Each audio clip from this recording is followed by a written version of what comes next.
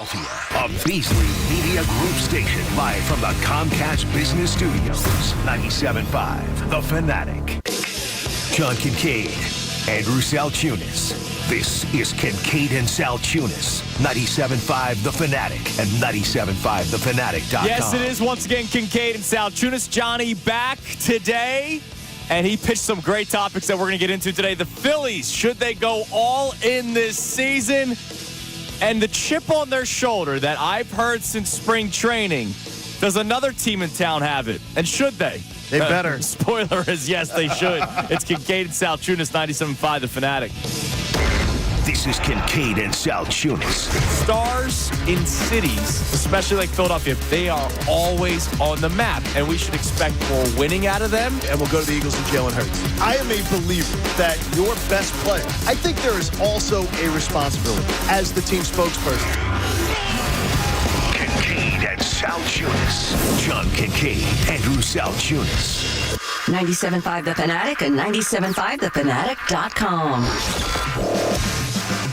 And a good Tuesday morning, Philadelphia. I'm Andrew Salciunas alongside my man, John Kincade. Johnny, welcome back. Hope you had your nice day off yesterday. Yeah, I slept till 7:56. So I missed the first 2 hours of the show. But did you listen to today's headlines with Tom Alvord? Because that was 10 minutes later. I missed the first 2 hours of the show. And then I missed the second 2 hours of the show. I'm sorry about that. I'm just a real good disconnector. As you should be, man. And As you should be. I enjoyed disconnecting because it helped. And I had to spend like 20 minutes yesterday. Nerd Boy was digging deep into the baseball stand. Well, yesterday was your big day. Memorial Day Monday is the day that John Kincade checks the standings for the first time. I told you I caved last week.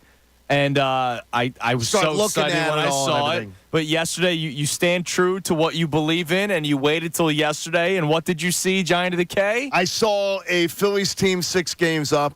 I saw a Phillies team so far up on a postseason berth that if they take care of business, by 4th of July, we're going to be saying, all right, how are we setting up the rotation? Right. Not for the division necessarily.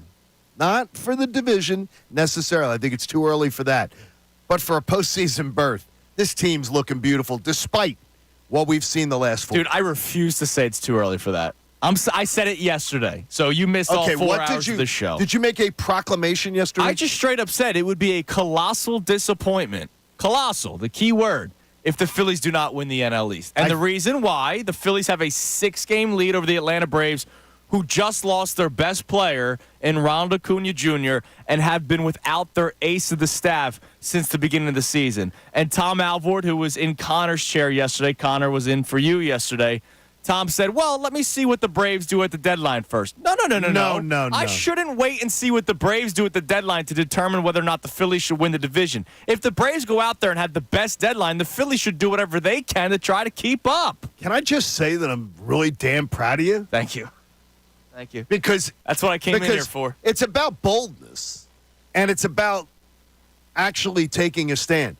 Any Phillies fan who does not share your opinion right now that it would be a colossal failure.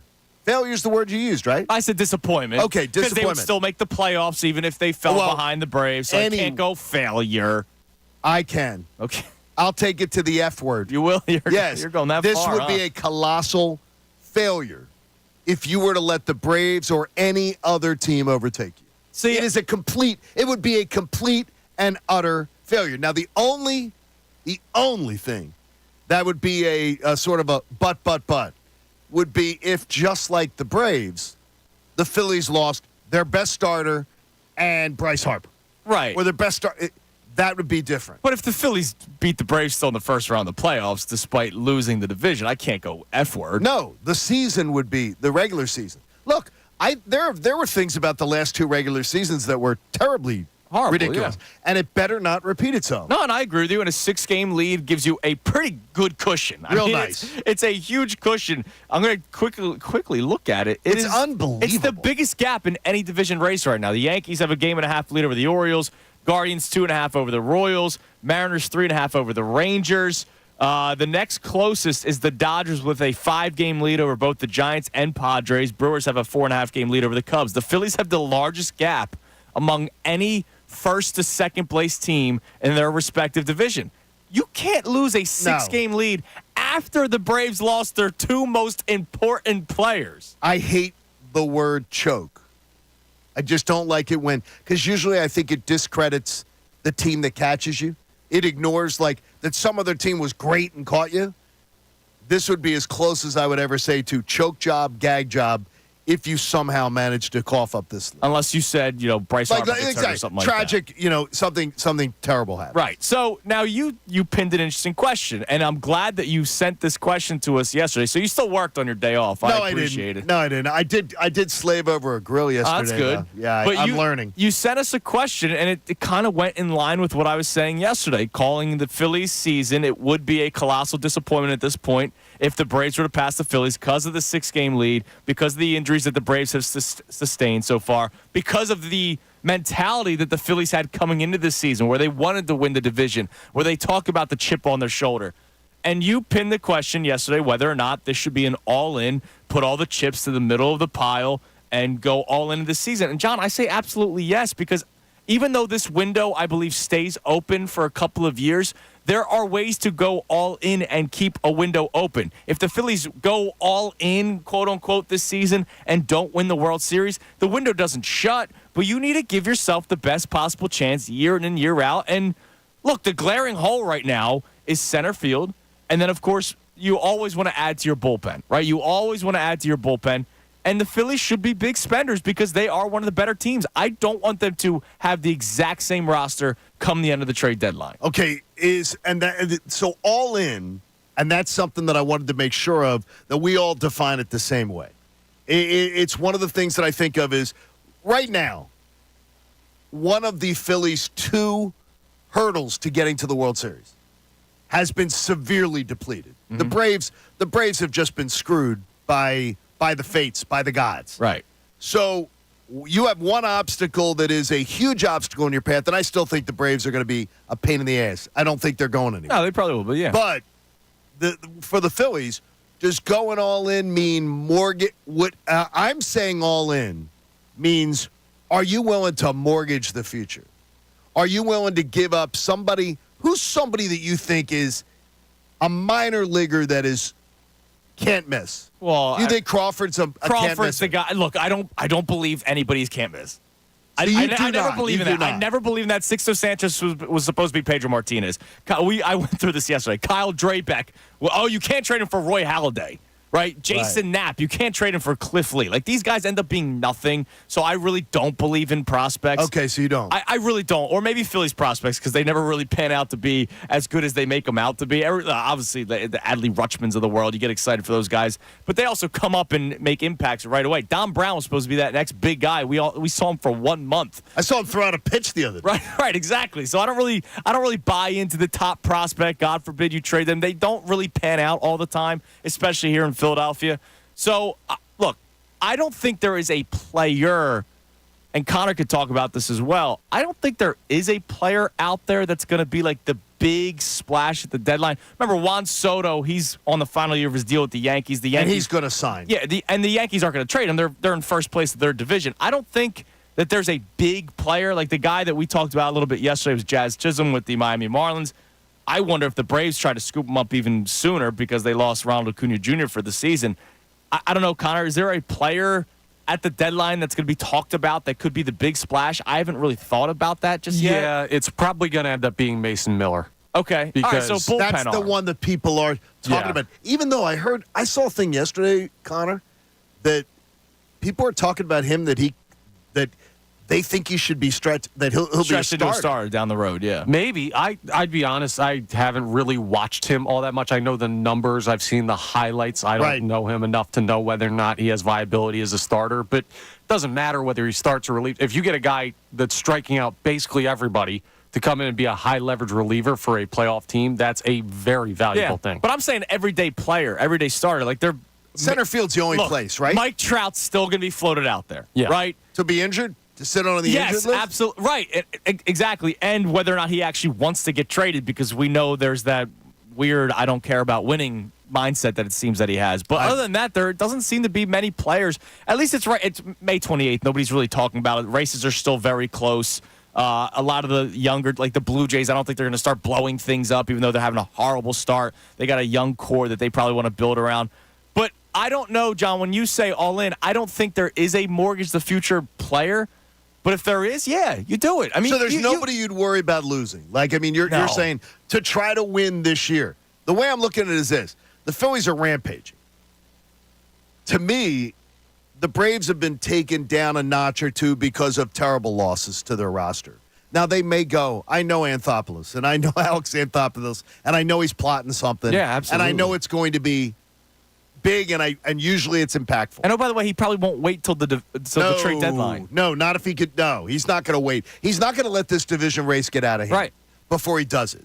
But to me, I say, you know what? This Phillies team, to me, looks good enough. Like, they look good enough that I'm very protective of saying I don't want them to just say, yeah, let's raid the minor leagues to try to win this year or to try to have a 2-year window. I want them to be cautious. And that's surprising. And I may change by the trade deadline and become a total disbeliever in that philosophy. I'll tell you right now, I want to go all in. Like, okay. I'm pushing the chips in. And again, I think I'll still have a lot of chips in my back pocket because I don't think there is that player. And by the way, I don't think you need if Juan Soto were to be available, right? Obviously, I would love Juan Soto. Not. I don't think you need Juan Soto. Like, you have this roster that you have right now that is very good. I do believe you should still try to find an improvement in center field. It's not just distrust of Johan Rojas, which obviously I have. It's Pache too. It's Brandon March. It's anybody that you could throw out into center field. I would like an everyday center fielder that can go out there and make an impact day in and day out, and not just with the glove. A guy that can also do it with the bat and on a consistent basis. I will have what Pache did the other day. It was awesome. But that doesn't happen every day. He's not an everyday player. Could you win a World Series with Brandon Marsh as your center fielder? Who's my left fielder? That's what I'm saying. Could you win with, let's say, if you put Marsh there and if you don't trust what Rojas is, Marsh, Pache? No. That's not winning. I don't think that wins a World Series. No, if Marsh is my center fielder, I need a bopper in left. Like, that's. I mean, let's remember, this team has had one of the greatest 50-game starts. Like, I know how they've been the past couple games. I think they can. I'm not overreacting, by the way. No. Nobody should be. But I don't think we could say, if Christian Pache plays in left, they can't win the World Series. No, but if it's Pache and Marsh, I don't think this Phillies outfield, the way that they hit, is sustainable for winning a World Series. It's okay to want better players. No, it is. No, I don't think it's. I do not think it's sustainable to win at an extremely high level with an outfield that has this lack of production. You may be right, but to this point, it's been sustainable. It has been.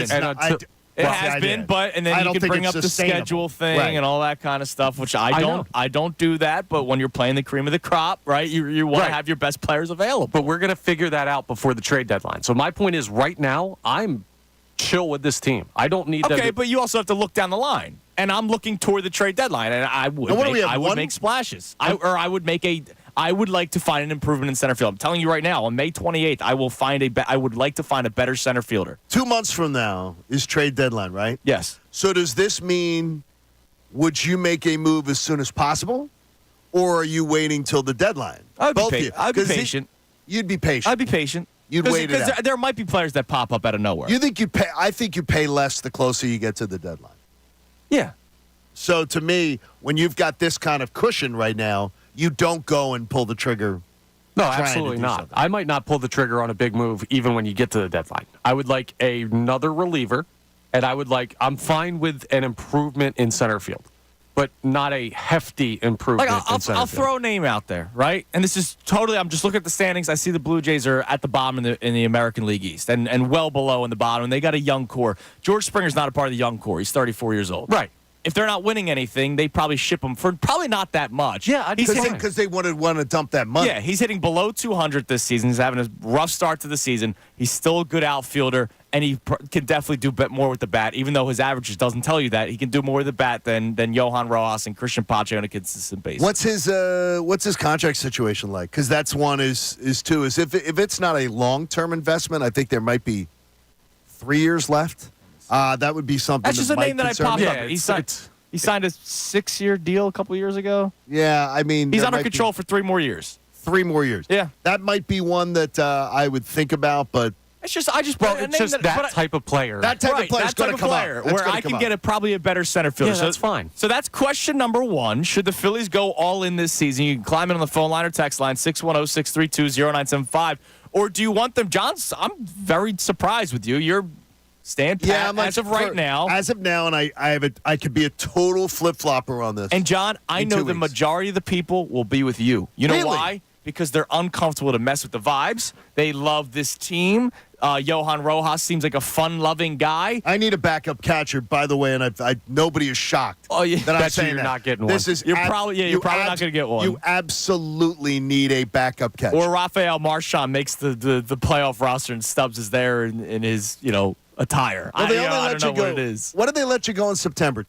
Two extra roster spots? I believe so, yeah. I think it's just 2 now. You bring the kid up, give him a little shot. You give he will him not be on the playoff roster, and Garrett Stubbs is going to be your backup catcher for the entire year, and I guarantee that you're probably right. But should the Phillies go all in this season and make trades, mortgage the future or whatever, or do you like the roster the way that it is, not just because of the way they're playing, but because of the collective group? How many times? I know you say vibes sometimes are overrated. Totally overrated. But every baseball person that we've spoken to, Buster Olney, has talked about this clubhouse. He's seen nothing like it before. We even talked to him about it the other day. Tim Kirkchin talked about it before during spring training. He saw the way that this locker room was put together. I think he said they've made it like a college atmosphere. They're just a bunch of friends. Like, remember Tim Kirkchin said that to us before the season started. So I don't know if you can say it's overrated when baseball people who have been covering this league inside and out for decades say that it's a little bit different. So I get why people would be cautious to mess that up. I will tell you that the last 2 years, nobody described the world champions, the Texas Rangers or the Houston Astros, as being this vibes team. Look at this. The Texas Rangers did. No. Dude, they had 100%. They had Nickelback or Creed. Thank you. Creed was blasting their locker room just the way the Phillies had Dancing on My Own. Every team has songs. Okay. Like, that's not – these are not like the Houston Astros have never had a clubhouse. Well, they haven't had to. They've been cheating. Yeah. That has been considered this. And they're man, very everybody's talented. just I think it's so nebulous. Okay. Give me a talented team. Give me the best talented team. You can have both. The best talented team's going to have it. All right, so that's question 1. Should the Phillies go in all in this season, or are you cautious and you want them to take their time and stand pat and keep the roster the way that it is because of talent that they already have and, of course, the vibes? Now, question number 2. I thought this one was very interesting that you sent us. Again, thank you for doing your part, even on your off day. I had a long weekend to think about stuff. So you mentioned the chip on the shoulder that the Phillies had going into this season that I talked about when I was in spring training. You said you rolled your eyes at it. I rolled my eyes when I heard it, and I couldn't be more wrong. And, hey, look, that's fair to do. And Buster Olney, the other day with us, last Friday when he joined us, talked about that chip as well. It is a remarkable team. And I mentioned this to you before the season started. I really also thought that this was a group that would live to be motivated. They would have a drive from what happened last October. And I lived that as a reporter when, I was covering the Yankees in 1998 following the 97 playoff disappointment. The following year, the team was just driven every day. And that was the team that wound up winning 114 games in the regular season and winning the World Series. I think that's a real thing. I think it helps teams get through. That sort of motivation helps teams get through the long regular season. And so the Phillies are absolutely flying. So your question's very interesting because it doesn't involve the Phillies. No. You hear that clip? Buster Olney's clearly talking about the Phillies. I wrote it down as soon as he said it. I said, let's refer back to this.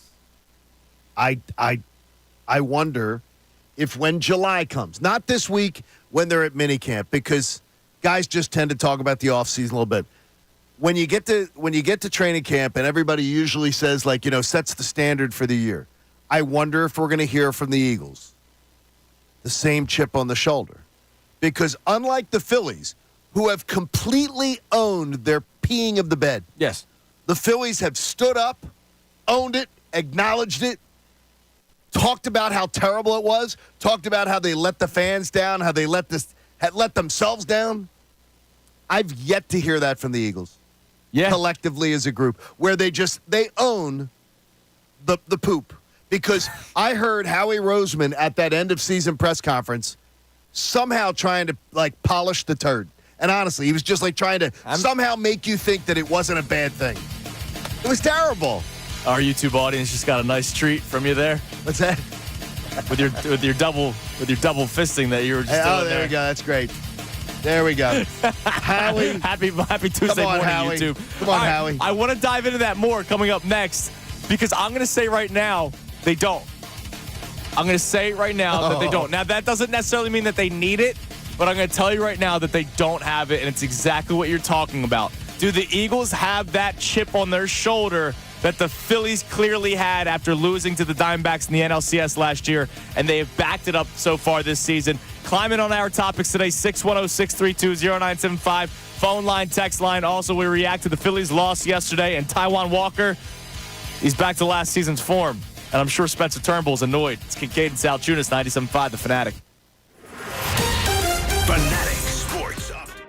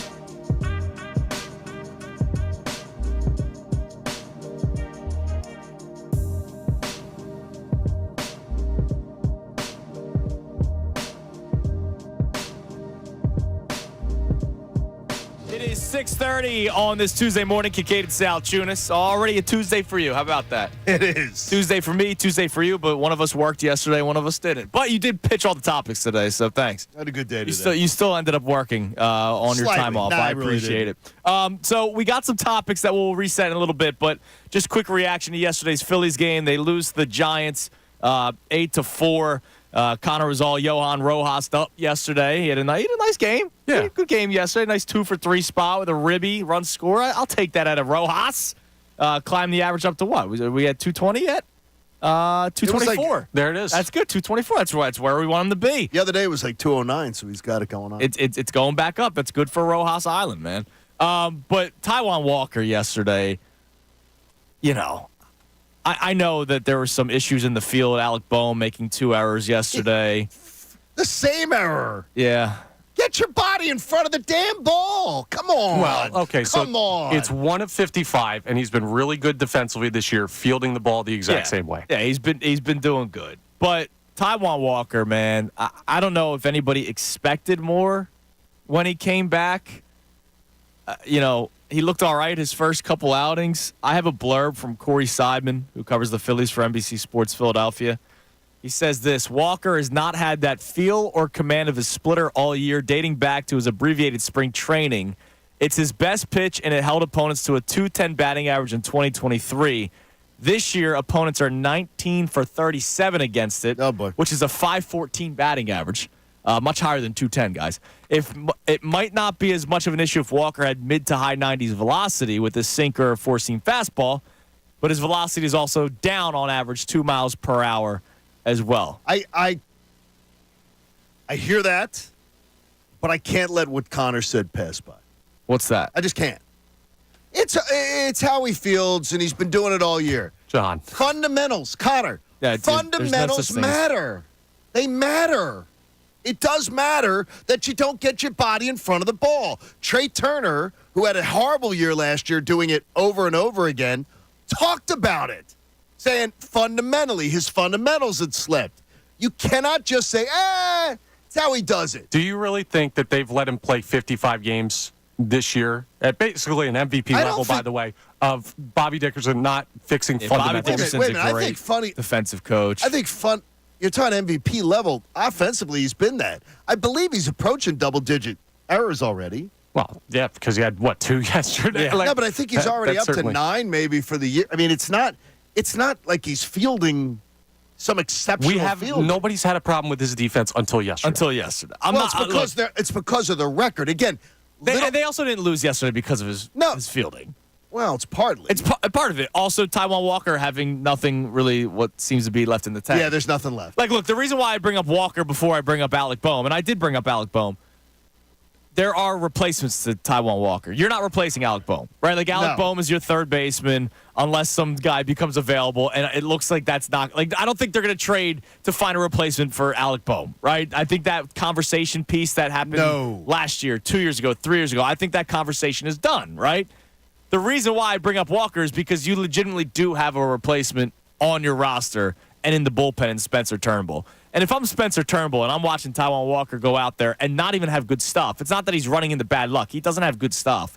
I'm sitting there scratching my head. Well, you also had the organization or the manager make the decision to take the more effective starter out of the rotation for Christopher Sanchez. Yeah. So, I mean, you're protecting one guy because you got 2 high years left on his contract, and then for some reason, you also gave Christopher Sanchez the pass. Yeah. It doesn't make sense. It's been rough. I mean, Walker, he's made, it looks like 6 starts so far since coming back. His ERA is up to 5.51 after 5 earned runs yesterday, but it was at 5.06 the last outing after giving up 3 earned runs. So it's not like he went from a 2.05 ERA to 5.51 because of one bad outing. No, it was still in the 5s before his outing started yesterday, and it's now up to 5.51. His stuff isn't there. Velocity is down. And they put up the stat yesterday, his ERA is like 5 for the first 3 innings.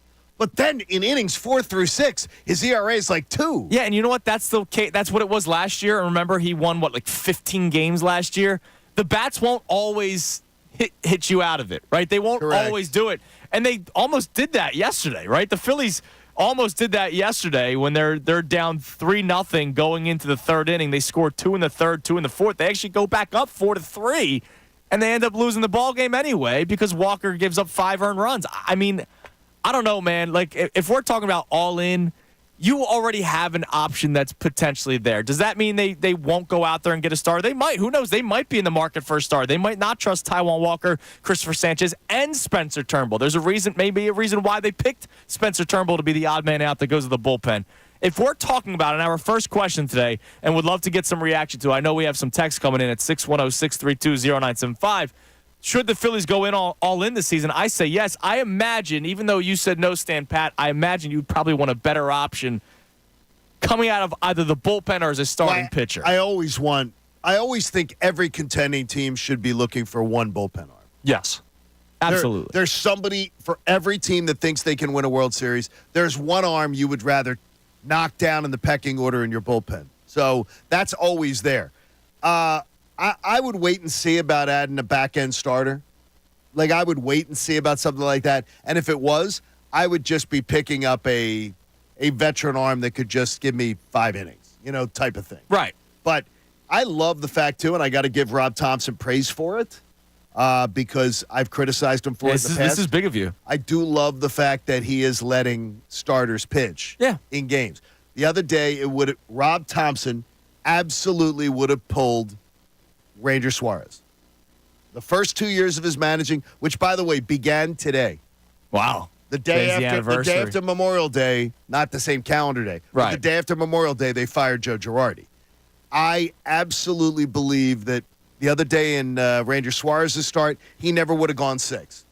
Rob Thompson would have pulled him beforehand, and I think even yesterday, Taijuan Walker. Now, maybe yesterday would have been a time to pull him, but I understood why he let him pitch yesterday a little bit. Or maybe yesterday is an example as to why he probably shouldn't be one of your guys in the rotation. Well, then that makes sense. I know he's an innings eater, and I know you paid him a lot of money, but they told you how they felt about him last year in the playoffs. Right. When he pitched how many pitches in the playoffs, Connor? I believe 0. Yeah, it was 0 pitches. And complained about his manager not pitching him. And then was not healthy coming into the season, which that's not his fault, right? It's not his fault. It isn't?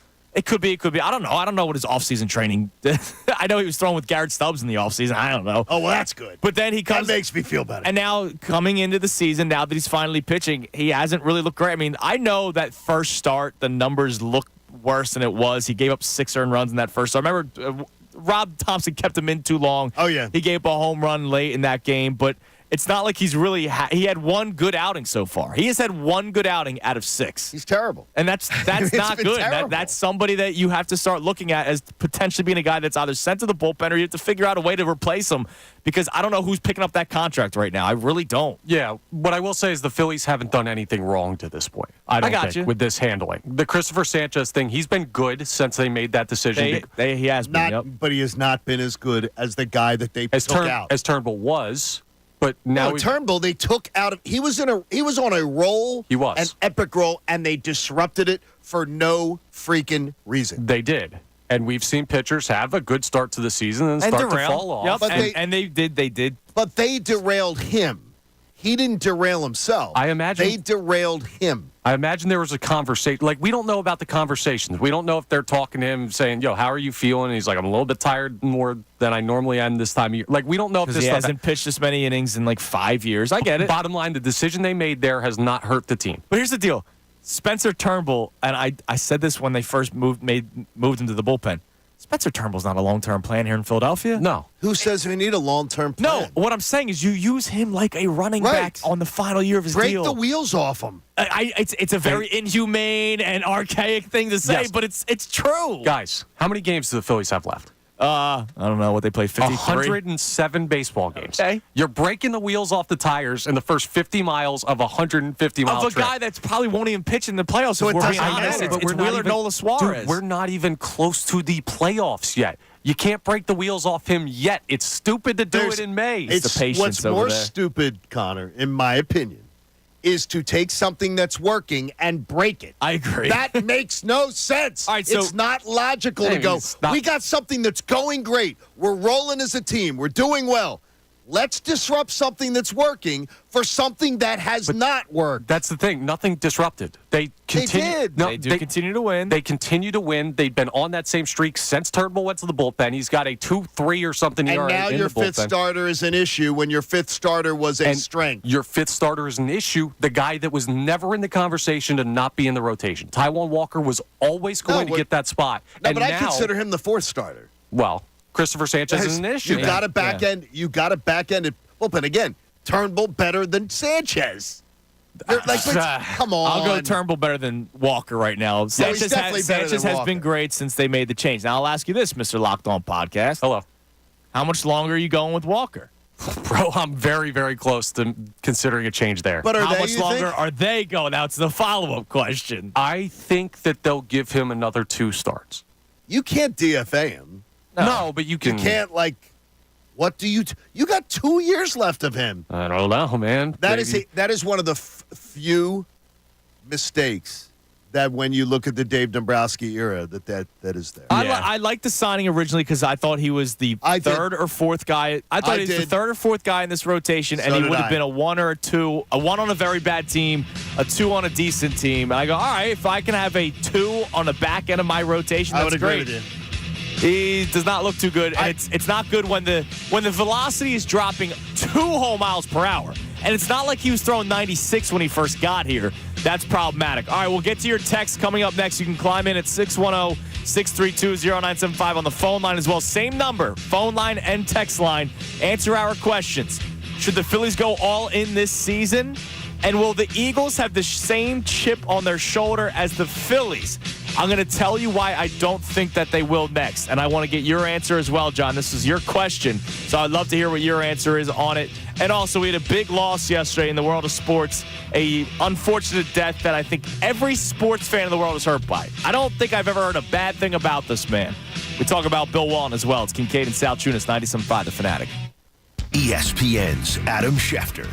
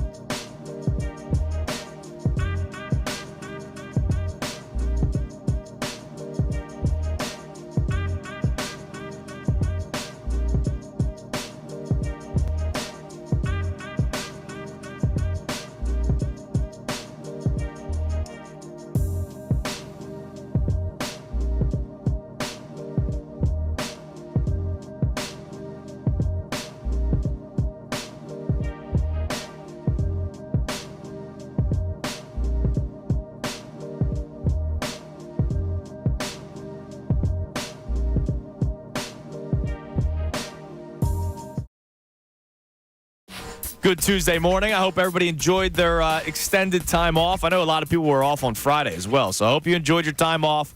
Welcome back to the work week. I know some people. Is Bob Cooney still off today? Yeah, He did the smart thing. That's a smart move. The Friday Tuesday is a class act move. So I hope Bob is enjoying his extra day off, and if you are still off today, enjoy it. And if you're back to work, welcome back to reality. I'm sorry. So it's just the beginning of summer, though. It is, and we got plenty of time. It's going to be a fun one.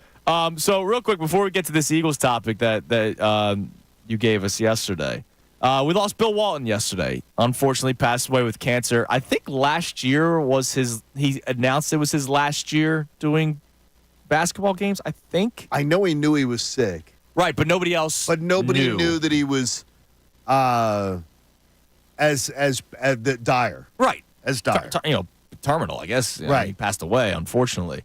But, I've never heard a bad thing about Bill Walton. You have stories of him because you actually had the chance to speak to him. He was a regular on, it was great doing the national show for all the years that I did on ESPN radio. We would have all the big names would be circled through your show. Right. You didn't have to go hunting for guests. ESPN would say, you're appearing on this show.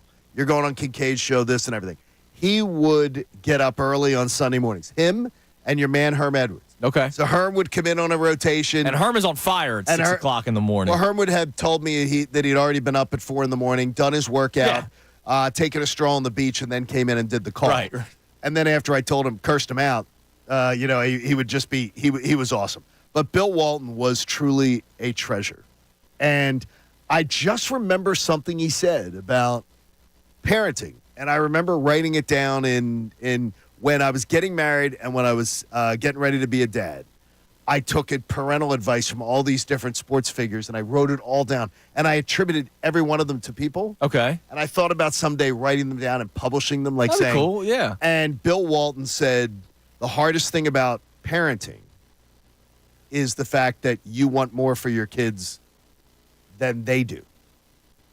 You have higher aspirations for your children sometime than they have for themselves because they're young and they're kids and they have a million. They're not thinking about and you want them deep to be stuff. and you want them to be adults and you want them to, and they just don't share it.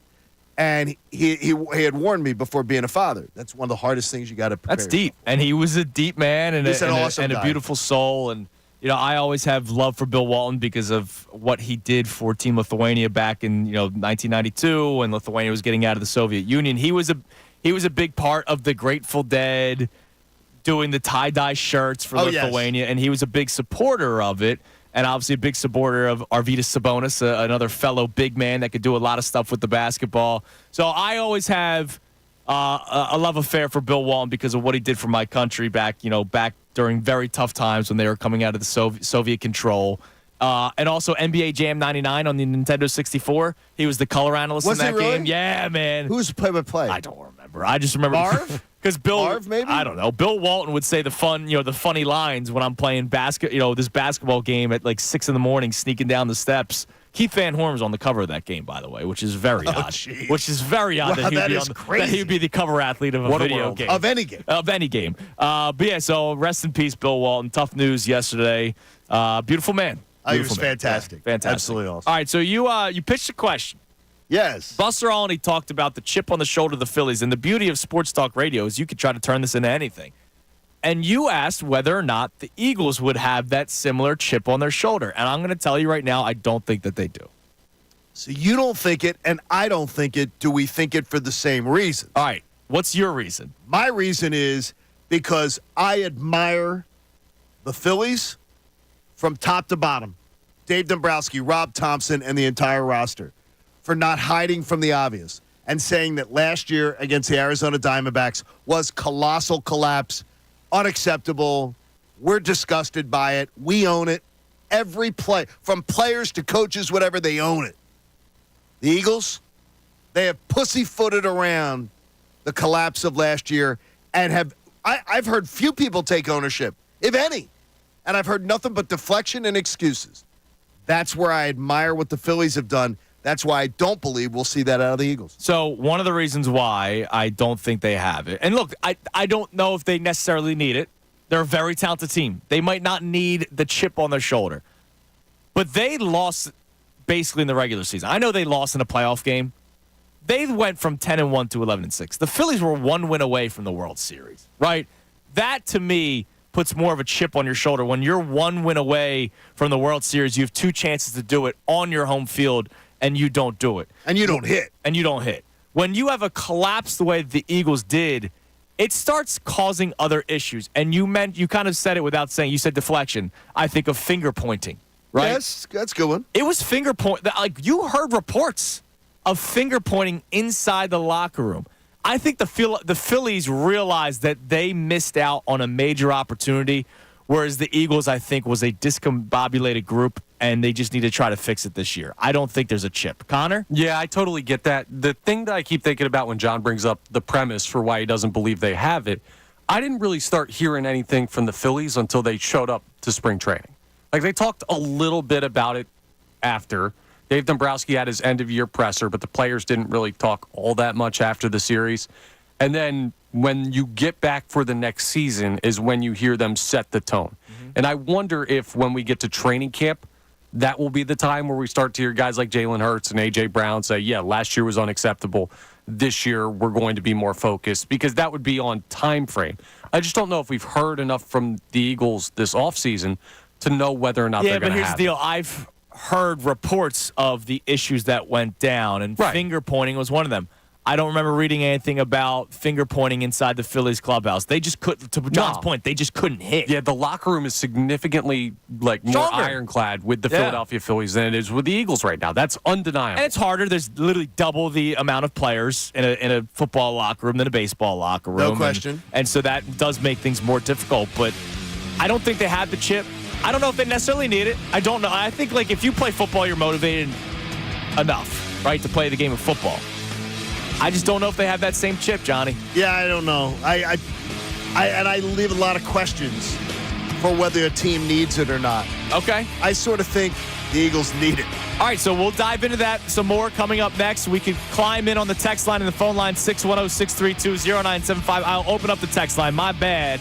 I know a lot of people have chimed in about the Phillies and whether or not they should go all in this season. And, of course, the biggest position that's been talked about is center field. I know some people have texted in about that. We'll get those texts. But also, Johnny, coming up next, you were off from work yesterday, and I'm sure a lot of people were off from work yesterday, so you may have missed it.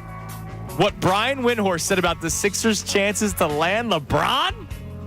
We'll also play that next. It's Kincade Salciunas, 97.5 The Fanatic. Fanatic Sports Update. Walker struggles in San Fran.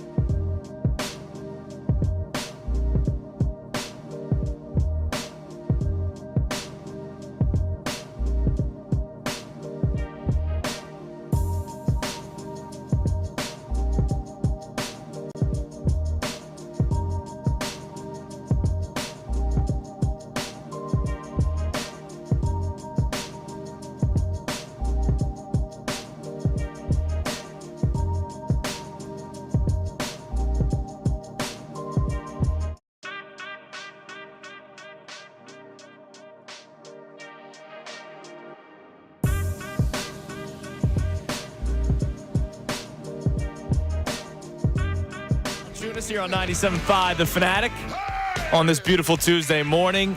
Coming up around 7:10, you'll hear from Brian Windhorst, who was on Get Up yesterday.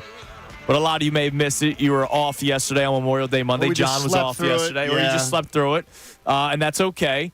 But we played it yesterday toward the end of the show. It got me excited. So I knew I was going to carry it over into today. But Brian Windhorst talked about the chances that the Sixers could land LeBron James. And I'll just tell you right now, as a little teaser before we get that, he himself brought up the Sixers. It wasn't like, what do you think about the Sixers? He himself brought up the Sixers' chances to land LeBron James. And he has long been a mouthpiece for LeBron James. So we will play that coming up for you around 7:10. But I just want to reset what we've talked about today. We started off talking about the Phillies. John sent us two questions. One that is about the Phillies, one that comes off of the Phillies, and we tie it into an Eagles conversation. But the first question is whether or not the Phillies should go all in this season. Now, I've told you yes, because at this point it would be a colossal disappointment. You even used the F word, failure. Yes. That the Phillies, it would be a failure. If the Phillies did not win the division. I'm surprised you're snickering at this.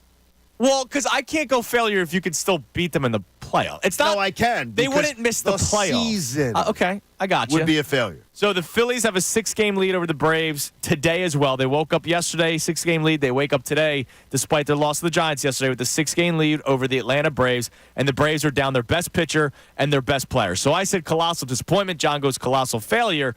But here's the deal. You want to kind of stand pat. I'm ready to continue to build this team because I'm always looking to improve my teams no matter what sport it is, and it doesn't have to be the biggest, splashiest move out there. To me, a guy like Jazz Chisholm, who's been talked about since before the season started, still makes total sense with this team if Atlanta doesn't scoop him up. So, yes, I want the Phillies to continue to make this team better. Give me more of a chance to win the World Series. We noticed yesterday, Matt Menard, Stats Menard, put together something beautiful.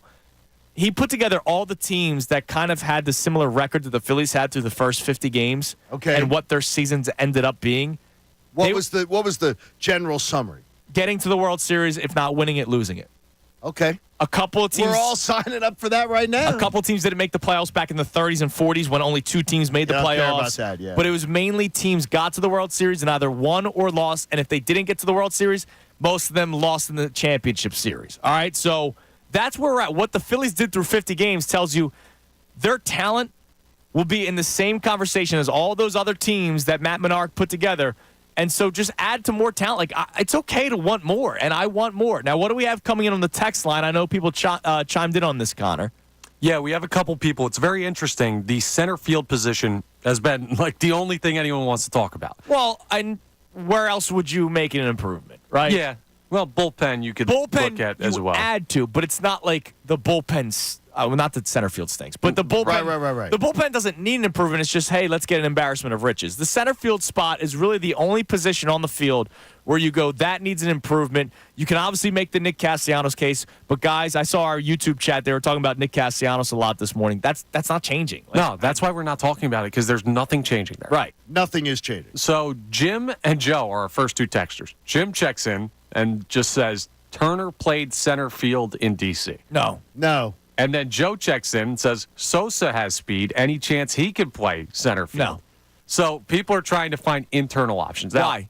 Is it because you don't want to mess with the vibes and you don't want to trade and all that? Like that would be my guess. See, I don't worry about that stuff. I really don't worry about that stuff. I think, and oh, by the way, Jazz Chisholm's a guy that has a great personality. So if he comes in, I think he would fit right in if we're talking about personality. And if you had a chance to get him and keep him from going to Atlanta, that's another big win. That would be the absolute nail in the coffin. And oh, by the way, we looked it up yesterday. He's got 3 years left. He's very controllable. Through 2027. He's your center fielder now for the next 3 years, too. And he's better than Johan Rojas. It's okay to say, maybe not with the glove. No, he's better than Johan Rojas. He's better than Johan Rojas. Player. He's a better baseball player. And it's okay to want better players. And it's not like he's not another $30 million player. No, he's still barely making any money. I have no issue with that. Here's where our paths diverge. Okay. Because when you say all in, chips all in, when we use that term, there are going to be people out there who hear that and see Mason Miller and say, okay, some team is going to trade, I don't know,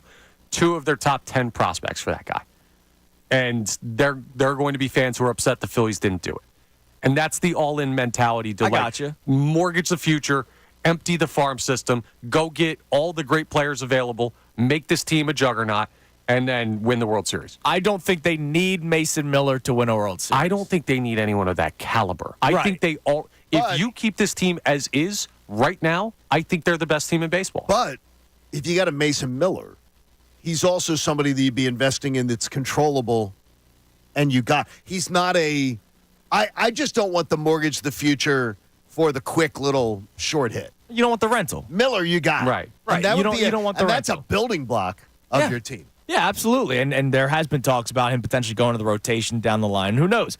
But yeah, I mean, look, again, and I said it earlier in the show, I don't think there is a all-in push all the chips to a player. Like you don't see that kind of player. Juan Soto's Juan Soto's not getting traded, right? Who knows about Trout? And who knows if he's even going to be healthy? Does anybody want to make that trade for Mike Trout? Honestly, I'm going to beat my head against the wall if I hear any more about this Mike Trout stuff. Well, what are you looking at? We're looking at for the last 6 years. A generational It's talent. 6 years, but he's not healthy, and he never stays healthy. But he's a generational talent, and Yeah, he was. His baseball card looks great. Last 6 years, 6. We're not talking about a short sample size. Well, now here's the thing: he's broken apart. how much does he cost nowadays? His contract is horrible. Horrible.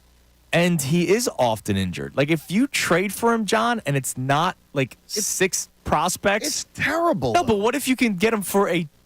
You're not getting him whatever for cheap is for Mike Trout. If you can get cheap for Mike Trout, I would do it. It's worth I don't the think risk. you're getting cheap for Mike Trout. Nah, you're probably not. No, not cheap. But I'm saying, like. Well, cheap for him by his standards. That's what I'm saying. Cheap By for his him. standards. Like 4 or 5 years ago, yeah, you're not getting him for cheap. You're gonna have to trade your entire farm system. If it's even the Aiden Miller, guy that drives the bus for low A. Yeah, if it's Aiden Miller, Mick Abel, and Rincones for Mike Trout, that's done in a millisecond. I'm doing right, exactly. I'm doing that, and those are 3 of your top prospects. I would do that, but it's not like the Ohtani. He didn't end up getting traded, but there was talks about like 6 or 7 prospects from some of these teams. Well, the only thing is that who's taking on the Trout contract with this? John history? Middleton, baby. John Middleton, the Dodgers. That's ridiculous. The Dodgers, It would teams be- that are willing to spend a lot of money I am would absolutely would out. run the risk of trading for Mike Trout. I am out. Okay, and that's fair. I And do that's not fair. want a broken down. Well, you know what? I'm just shocked we haven't seen Mike Trout linked to Daryl Morey. Wow. Like the Daryl Morey's in discussions to go get Mike Trout. That's the only thing that would just. John Middleton's smarter than this. Okay. He's a 3-time MVP. Most recently won it 5 years ago. 5 years ago, yes, he was. If we had a time machine, who is it? Doctor Who? Is that who does? Whoever's got the time machine, if you can bring me back to 2017, I'll take Mike Trout. He'd be the best outfielder that this organization has had in a long, long, long time. Yeah, on the back of his baseball card. Well, I don't know. Bryce Harper's pretty good, too. Yeah, Bryce Harper's Doesn't much count. better. Doesn't player. count. First baseman now. And he did play outfield First not that baseman long now. ago. Right. Okay, he All right, doesn't you can count. climb in 610-632-0975. Our Eagles topic as well. Will they have the same chip that you heard about the Phillies, the chip on the shoulder of the Phillies after last year's debacle in the NLCS going into this year? And look, they've backed it up. Will the Eagles have that same chip? I don't think that they do because I think it's just 2 totally different scenarios. I think there might honestly still be some eggshell walking for all I know. Until I hear them talk about it, there might still be some eggshell walking. There might be. Because who knows how many times have we talked about it, the Brian Westbrook clip with Bob Cooney way back when, that they better get off to a hot start. And if they don't, who knows how the eyes are looking at Nick Sirianni from inside NovaCare, let alone the fan base and us on the radio, inside the locker room. There has been, the Eagles do so many things great and so many things that I applaud and stand up for and admire. But the fact that no one has taken ownership and as a collective group that they have stood up and understood what happened last year and literally the Phillies let you behind the curtain. They told you raw, owning it, everybody. And maybe that was an internal decision. Maybe. That all the players decided, like, look, we got to get in front of this, own it, whatever. And by the way, I'm getting a couple messages from people saying the Phillies absolutely did own it during the offseason before spring training. Okay. Like players' quotes, management, things like that. So, I mean, I think it's sort of a bad approach by the Eagles. And you brought up the Howie thing. Our record before. We were still, yes. I mean, we can't forget that we won this, and it was terrible. Yeah, I hated it. You had a historic collapse that we have not seen since the 70s. You can't start saying, yeah, but ignore that and look at all the good things that happened this year. 2 months ago, by the way, because the collapse was a 2-month-long stretch. That's horrible. All right, Brian Windhorst yesterday on Get Up, John. Okay. Talked about the Sixers' chances to land LeBron James. Take a listen to how he makes the case. I think when you look at the options, I think the Lakers are still in very, very strong position. I would be surprised if he's not a Laker. But it is fair to point out that Daryl Morey has been trying to sign LeBron for a decade now, multiple different opportunities. And of the teams that have a chance to win the championship next year, the only team with cap space that could offer LeBron a max contract is the 76ers. Other teams could do sign-in trades, but the Lakers wouldn't have to cooperate. The 76ers are a threat. I don't think they're a serious threat, but certainly in the NBA, you never rule anything out. So, and if I'm being honest with you, and we've talked about, you have said you don't think the Sixers get LeBron James. No, I don't even think it's. I think he goes back to the Lakers too. So do I. All right, like that's it's fun for me to say. And the Lakers draft Bronny. It's fun for me to say Bronny for Bron. It's fun for me to think about LeBron James if I'm playing NBA 2K and how he would fit with Tyrese Maxey and Joel Embiid, and he would be an absolute incredible fit from a basketball standpoint, also from a locker room standpoint, from a leadership standpoint, from a professional standpoint, from everything, right? LeBron James brings us totally different. Not a lot of downside. Right. He brings a totally different pedigree to come into the Sixers, right? But I still believe he goes back to the Lakers. But Brian Windhorst himself brought up the Sixers as the threat to land LeBron James and take him away from the Lakers. Seems like he puts him as the only threat. Yes, because of the cap space that he talked about. And oh, by the way, and I made this case yesterday, it's not just the cap space. It's also the cap space with 2 stars. They already have Joel Embiid and Tyrese Maxey. The attractiveness of the outpost. Right. We're not talking about, think about a bottom dweller team in the NBA that may have a ton of. That has cap space. Let's say the Wizards. Right, it's not like it's the Wizards that could have cap space. He goes to the Wizards, but there's nobody there to play with. He would come here, get the money that he wants, get the money that he still deserves, but also still play with a guy that could be a 3-time MVP had he not gotten one maybe taken away from him and maybe not injured this year, and then a rising star in Tyrese Maxey. I think it makes sense for him to come here. I think it's the most attractive that Philly has ever been to LeBron. And some people are going to go, wait a minute, though. You know, I mean, this is, I mean, the Sixers had better, younger talent, more pieces. I don't think it's ever been more attractive because I think this is the most likely time that he would look and say, one more move? Yeah. Do I do one more thing? Yeah. And by the way, Cleveland thinks they have a shot. Well, of course. They that's a think squad. They've got an opportunity. And by the way, Daryl Morey has been, you heard it in that clip, he's been trying for a decade, right? So back to his Houston days.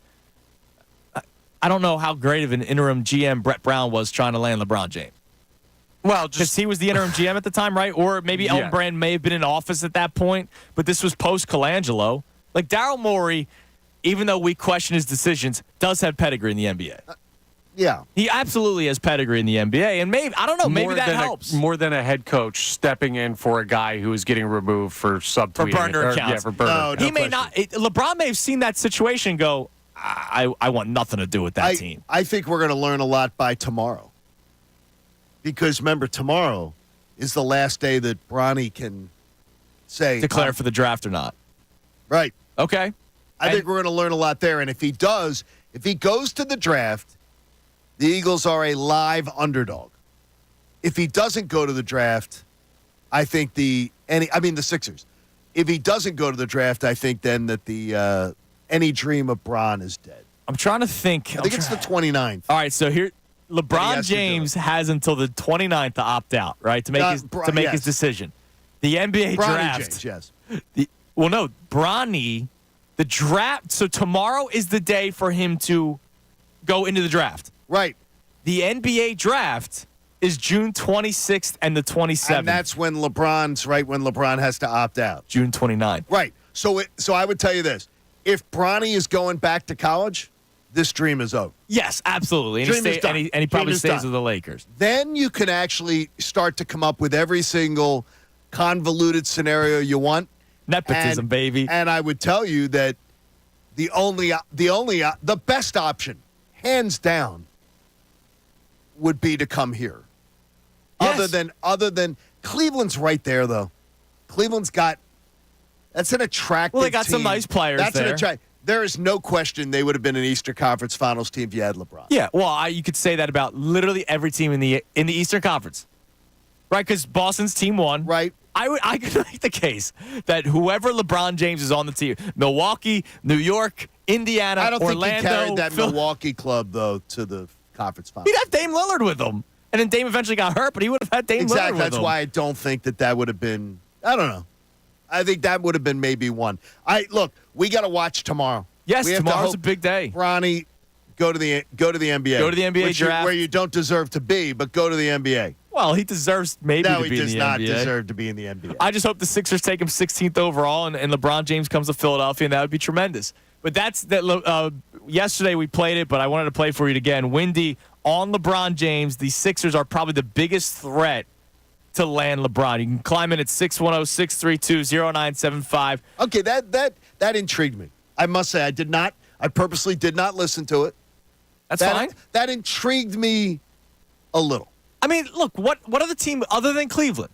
And Cleveland, from a basketball standpoint, can be a threat, and also because he's played there. But does he want to do a third stint with Cleveland?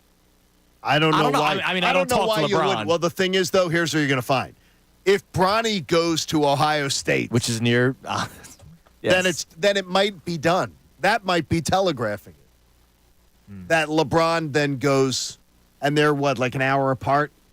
Yeah, I think that might be a telegraph. Yeah, but then, is he going to tell him that Bronny's his favorite son then? Because he's got other kids in L.A. He's got a favorite son. You might as well just come to Philadelphia. He doesn't like Bryce? Yeah, don't pick favorites. Just come to Philadelphia, and that would be beautiful. Fair point. And dude, he would be a god. Oh, my gosh. Dude, he would be a god in this city. And every Eagles game that he would go to. Because one of the cool things about LeBron is he does go to other sporting events. I didn't understand Bob the other day with this. Is that, yes, doing my job, I absolutely look at things and say through the prism of, man, this would be great for me. Not the sports fan. Doing this job. The Sixers would become so freaking huge. Absolutely. If LeBron James came to town, it would be a rock star story. Every single game would be sold out with tickets on the secondary market doubling and tripling. Yes. It would become such an event that it is honestly not now. No, you're right. But the contention, I think, was I would believe if LeBron James became a Sixer, they would become title favorites. I do not believe that. Title favorites, I do not believe. I can't go title favorites. I think Eastern Conference champions. It would right be there, I think it would be even them money. in Boston. I think it would be even money with the Celtics. Yeah. Okay. I mean, dude, the But Celtics that's are like- just wrecking. So you'd be Boston's even- a better organization, top to bottom, and I want to know how you're filling out the next 4 or 5 guys in your roster. But you'd be even money with one addition to a team that just swept their way to the finals. Right, absolutely. Like, and that puts you as close to contention as you'll ever be. And that's why I'm going to make the case coming up next that it has to be LeBron James, because Keith Pompey put out a great article over the weekend with a lot of great sourcing, and he gave all the names that the Sixers are also interested. Remember we went through the Jake Fisher thing the other day. Keith Pompey, locally, the names that the Sixers are in on, and I had a realization yesterday that hurt. It hurt. I had a realization yesterday that hurt, and you'll probably be proud of me for having that realization. I like the realizations. They're good. But I imagine you'll feel bad for me knowing that the way you know how I feel about my Philadelphia 76ers. You do. You love them, and that's awesome. I love them, man. All right, so I will tell you why it has to be LeBron James coming your way next. You can climb in on the phone line or text line 610-632-0975. Should the Phillies push the chips all in as this season continues? I say absolutely.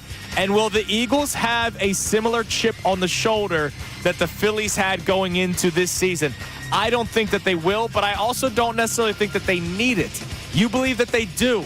I would like you to explain why coming up next as well. It's Kincade and Salciunas, 97.5 The Fanatic. Fanatic Sports Update. The Phillies have...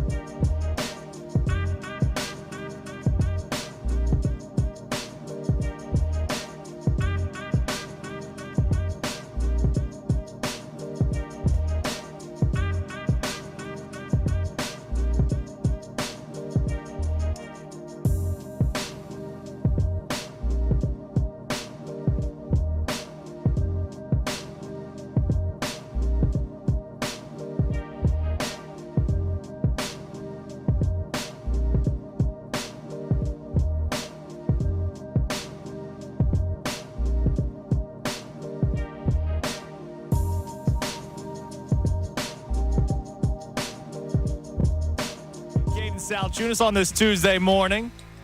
Hope you enjoyed your Memorial Day Monday. It was a bit of a washout yesterday. I felt bad for the people down the shore still. I got ripped. My man Golf Digest What do you on mean? Twitter. He goes, "What?" Whoa. What? I know he's a brigantine man. Okay. And he goes, he called me a coward or a quitter because I left the beach early. What time did you get there? No, he's saying I should have stayed down all weekend. No. He said I was a quitter because of the weather. No, I already had plans to be back here on Monday. But, I mean, you were working Monday. I so worked. you Yes, I worked. You don't drive up. Golf nut. You do not drive up on, like, Monday morning. On mornings? No. On mornings, no. No, I used to do that. I used to do it different. middays. Middays and afternoons do it all the time. Oh, I can't do that on. Does Ty do that, by the way? Yeah, On I would imagine they the does. Ty will Yeah. come up on because that makes total sense. Yeah, I love He doesn't that. get in until noon, so That's why not? fantastic. Yeah, come on, man. I ain't no quitter. All right, so let me know if we have any texts coming in, Connor. We've got a bunch of topics on hand for you today. Question number one, should the Phillies go all in this season, or do you want them to stay in pat with the roster they have? I still want to find a replacement to center field. And will the Eagles have the same chip on their shoulder that we saw the Phillies have coming into this season? Now, I don't think that they will. You don't think that they will. Let me ask Connor real quick. Connor, do you believe that the Eagles will have a similar chip on their shoulder the way the Phillies did? Nah, I think some guys will, but I don't think it'll be as full of a team mentality as the Phillies. Okay, so, John, I believe you don't necessarily need that chip. You believe that they do. Can you make the case for me? Yeah, I don't. Let's put it this way. I don't think they need to have it. I don't think they need to have the chip on their shoulder because I do believe they're talented enough. But I don't believe that they're going to. I still don't believe they're going to take ownership of it, and it bothers me. Yeah, It bothers me. I mean, it'll be interesting to hear what they say come camp. And look, Connor and John, you even said, let me wait till mini camp. Connor, you said training camp. No, I mean, I understand with training camp because a lot of times with mini camps, they're not going to get into that kind of stuff. But by this time, and I've gotten flooded with it now, 1, 2, 3, 4, 5 different, and thanks to like 3 of our detectives in the audience, 5 different executives, players spoke out about the disgust with losing to the Diamondbacks. For the Phillies, From the right. Phillies. And the Eagles really have soft-pedaled their collapse. And, oh, by the way, they've had every opportunity. They are doing press conferences now. They've had every opportunity. At OTAs, some of these players have spoke that were here last year, and it's almost like, let's just ignore that it happened. And that could be a tactic. I don't think it should be. Schwarber spoke before they even broke for the locker cleanout day about the disgust of not moving on. Yeah. Bryce Harper spoke of it. The disappointment. Locker cleanout day without moving on. They took ownership of it, and then they carried it over into spring training, and it has become a mantra for them. All right, let me ask you, because you don't like that the Eagles haven't taken it. And I'm with you. I don't like that they really haven't don't. either. Does it concern you that they haven't? Yes, because to me it speaks to who is going to be the leader in that locker. I guarantee you, before they all spoke on locker cleanout day, a Schwarber, a Harper, or somebody behind the scenes said, guys, I got this. we have to get out in front of this, and I'm going to lead the way, and we're going to take ownership of this. And I admire that. I admire it so much because, and I know someone else is going to say, it's just words. Who cares? No, it's more than words. It's ownership. And to me, I respect the hell out of that. Connor, does it concern you that you haven't really heard the Eagles take ownership for the colossal failure that was last season? No, it doesn't for me. Why? It honestly doesn't. How does it not bother you? Because, this is how I always view that season. The coaching staff wasn't good enough. That's the number one issue. It led to all the other problems because the lack of trust in the coaches just deteriorated. And I see that as an anomaly that will not happen. Would it be nice to hear them say, like, yeah, we collapsed. We can't let that happen again. That's on us. Here's what went wrong. Sure. But do I think that will change, like them vocalizing that? Do I think that will change how they play football this coming year? No. And ultimately, if it doesn't affect whether or not they can win or lose this year, I'm over it. That's where I'm at. Here's one thing I would say to you is, we have all, at different points in our career, dealt with situations in our workplaces. Every listener, where stuff goes on and you're blaming management or and you don't like the situation, you maybe don't like a boss, you don't like the cards that have been dealt to you at work. If you let that affect your individual performance, that's on you. You are the one who is letting people down. Stop passing the buck. Take responsibility for it. I understand. The coaches sucked last year. They were horrible. Those coordinators suck. Everybody agrees with it. But if that causes you to stop giving max effort, that causes you to check out of your job, then you aren't a professional, and you better get your backside in gear, because that's an absolute disappointment. Now, that's a failure as a man, as a woman, going to work and being professional. Now, I will say football is definitely a different beast where, I don't know, do many guys have their foot off the gas pedal in football? I mean, there are players that probably make business decisions. And they do. I saw that in the playoffs. I saw that in the playoffs. I am so glad that Kevin Byard is not back here. I saw Kevin Byard make 2 business decisions in a playoff game against the Tampa Bay Buccaneers. Terrible. 2 different business decisions by Kevin Byard. It was terrible.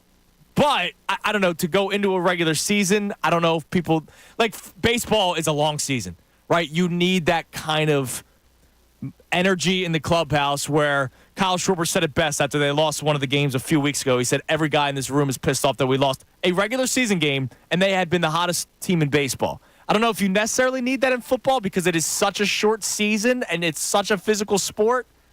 But, Connor, I don't know. Like, it does still bother me right now. Whether you think they need that kind of motivation or whether you think they need to admit it or not, it does bother me because you've heard reporters talk about the finger pointing. Yeah. Jalen Hurts still has not owned up, as John has pointed out, about the Seattle game. He will not take ownership I understand. of literally causing his teammates to lose a chance to go to overtime because he went in improv. Now, A.J. Brown, he took ownership of it. He let us behind the curtain. Right. And Jalen still won't own it. So here's how I look at this, right? You guys look at that and you say, okay, there's questions about this team's, like, I guess, ownership of potential problems. What I see is if this team has another collapse with the coaching staff, I'd be worried about that happening again. And I don't see a collapse of the coaching staff the way you saw last year happening again this year. It is not in the realm of possibility. I don't either. So was there a problem last year? Yes. Do I see it possibly repeated? Absolutely not. And that's why I'm not worried about them saying anything about it. It'd be nice if they did, but ultimately I think it's a problem that will not exist this year, so it doesn't matter if they address it or not. It says to me, though, that there's not an adult in the room that stands up and says, get in front of this, take ownership. Every team needs some sort of a rallying cry, needs some sort of a group motivation. Mm-hmm. We have one. We have one with our team on this show. Right. We have things that we get together and go, okay, this is what we're trying to direct. This is what we're trying to do every single day when we come in. It does bother me, and maybe it bothers me more than it should. But it bothers me. No, it bothers me. It bothers me. Connor, Listen, you're the only one that seems like he's not bothered by it, at least on this show right now. I get why it bothers you guys. To me, I don't worry about things that aren't affecting what's going on currently. And I don't think those problems will affect their ability to win football games this year. I understand they did last year, and I think it's because the coaching staff put them in a position that led to dissension becoming a problem in the locker room. All right, well, the head coach is still there. Yeah, and the guy who couldn't. Right, and where is he? Is he in charge of anything? No, he's in charge of the football team. He's the head coach. He's the head coach of the football team. In charge of the football team. I'm putting in quotes. Okay. All right. Okay. I would love to hear from you guys. 610-632-0975. You can text in the show or you can call into the show as well. The Eagles, will they have the similar chip on the shoulder that we've seen the Phillies play through so far this season? And do they need it? Does it matter? I'm bothered that we even have to ask the question. I think Connor may be right, though. And where I think you may be on, quote unquote, the right side of history with this one, is maybe they don't need it. I've seen dysfunctional teams win championships, get to Super Bowls, get to NBA Finals. So you may be, Connor, that you may be 100% right on this, that they don't need to acknowledge anything. I'm not 100% right. No, as far as that they don't need to acknowledge last year, they can just turn the page and move on. My sports fandom is water and air and food. That's all I need. I need essentials. How can you win? And I don't care about anything more than that. You could have a bad locker room. You could not trust the coaches. You could mess up this, that, and the other thing. But if the team wins enough to win a championship, I'm happy. And I don't think they need that. And you guys want more, and you're probably right to want more. And you're on the right side of what I would like to hear. I just don't think I need to hear it. And I think you could end up, when we look back, it could be November, and this Eagles team could be rolling, and you'll clearly be able to tell. Let's say it's more like they're winning games like they did in 22. And we'll clearly then be able to say, Connor had this one right. They didn't need to do anything. I'm hoping they come out with that kind of fire. I question it, and I do question it with Jalen Hurts. All right, I want to get texts on this coming up next. 610-632-0975. Send in your response. Do you think the Eagles need to have that similar chip on their shoulder that the Phillies have had? And the fact that we haven't really seen it yet, does it bother you? Because it bothers me. It bothers John. It clearly doesn't bother Connor. Would love to hear from you, 610-632-0975. Now, we didn't get to it, so we'll get to it next as well, I promise. Why the Sixers need LeBron James. And I'll give you all the available names that Keith Pompey did in his story over the weekend. We reacted to it yesterday. I want to get your thoughts on it next, John, because you were off yesterday. Why it has to be LeBron James. What I realized yesterday morning, that really brought me down. That you were working on a holiday? No, that he's working with me. The fact that I was working with Connor, yeah. I'll tell you what that is next. It's Kincade and Salciunas, 97.5, The Fanatic. Tyrone Johnson. I'm not saying.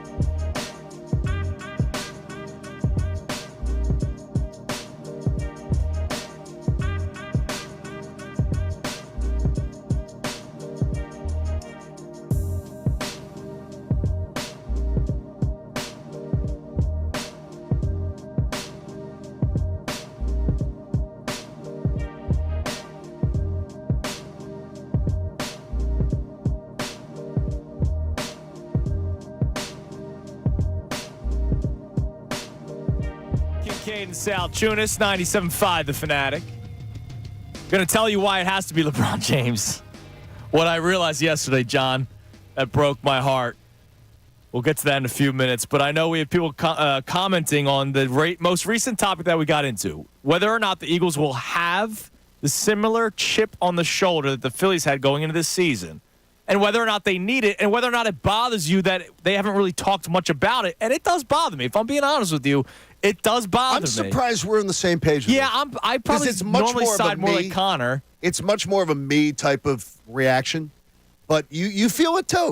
I do, and it's almost like we're just ignoring it. Now, look, I was also doing the show when Howie Roseman spoke and was pointing out records and how good we were, and before the collapse, he would say, I don't want to ignore the collapse, but before the collapse. Well, then you're ignoring the collapse. Exactly. Then you're absolutely ignoring the collapse. Before the iceberg. Right. This was a beautiful. It was a spectacular cruise. Right. You can't do that. And we were doing everything right. Yeah, you can't do that. You can't say, oh, we're not trying to ignore it, but no, you're ignoring it by saying what you are saying. Once you say, it's almost like saying with all due respect, and then you say the most harmful thing in the world. Just because you said with all due respect at the beginning doesn't mean it's the old Ricky unless Bobby it's Ricky move. Bobby, right? Exactly. Exactly. So what do we got on the text line there, Connor? Because I know the people are finally waking up from their Memorial Day weekend. They are. Steve from Conchi checks in and says, what did Jalen Hurts say after games when he didn't play great and they still won? When did the main thing not become the main thing? That's not taking ownership either.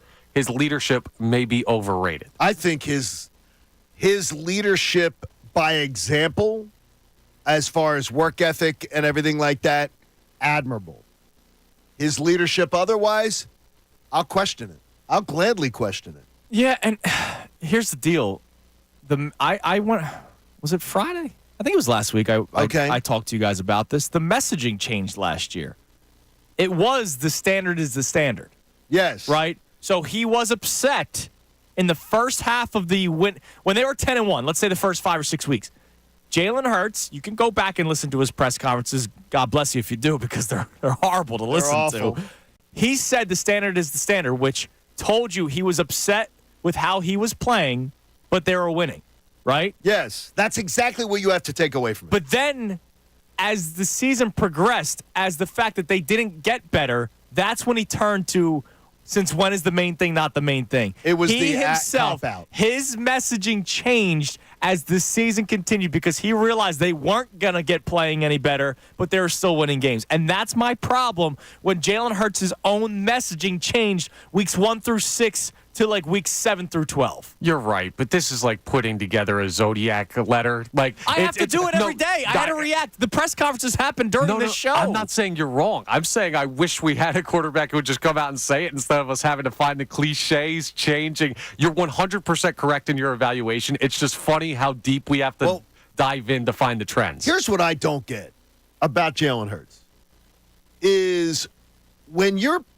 things are going great, and you acknowledge what the parts of the game that aren't going great, I think all it does is just add to your lore of that's a Jordan thing, right? That's a Kobe thing, that's a LeBron thing. And that's what he did the first 6 weeks of the season. And then it became this cop-out of, oh, my God, these people are picking on us. This city's picking on us. Yeah, we're winning. The main thing. I love it when an athlete goes, yeah, we're playing. We haven't even begun to scratch the surface. Did you see that defense that we played in the second half? That's not going to win us a Super Bowl. Well, did you see that our efficiency on offense in the red zone? We missed so many opportunities today.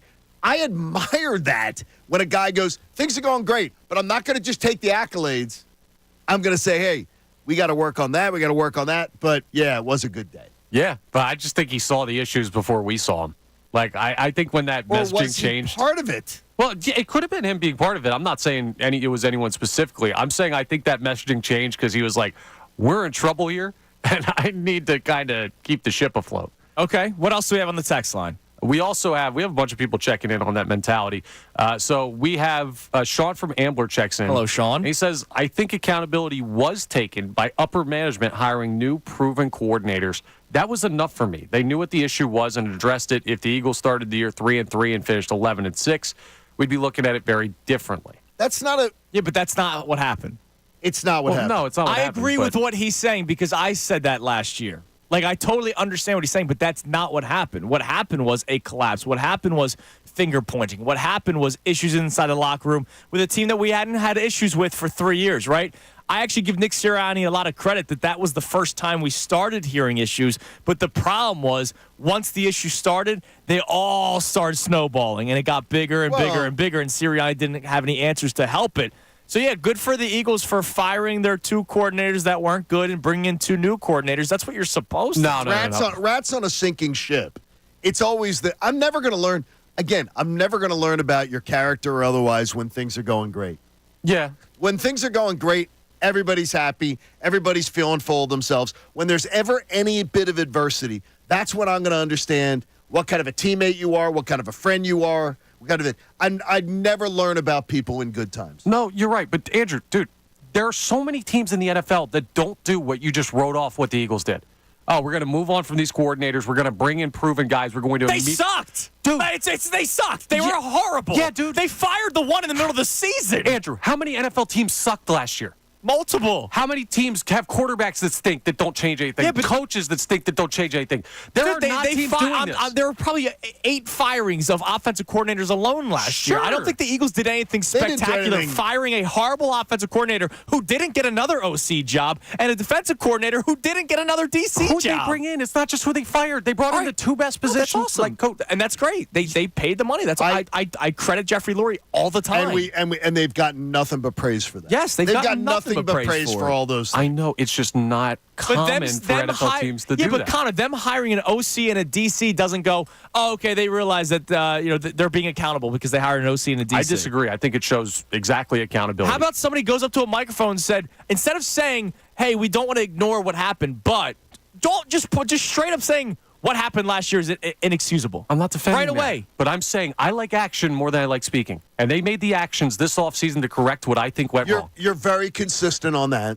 You are very consistent as that being a standard. You can do both. As a CEO, I would fire my CEO if someone didn't take responsibility for, this has got to get better, this has got to get better. You got to take responsibility. Take responsibility. Go, look, and everybody needs to say, I need to up this part of my game. All right, well, you know what? We can talk to Jeff McClain more about this. Jeff McClain, he joins us coming up at 8:10. He knows. He knows more inside than we do. Is there accountability being taken by members of the Eagles, whether it's Howie Roseman, whether it's Nick Sirianni, whether it's the players that are a part of this roster that are remaining on the roster? Jeff McClain will join us coming up at 8:10. We have today's headlines with Connor Thomas at 8:05, and I keep on missing it.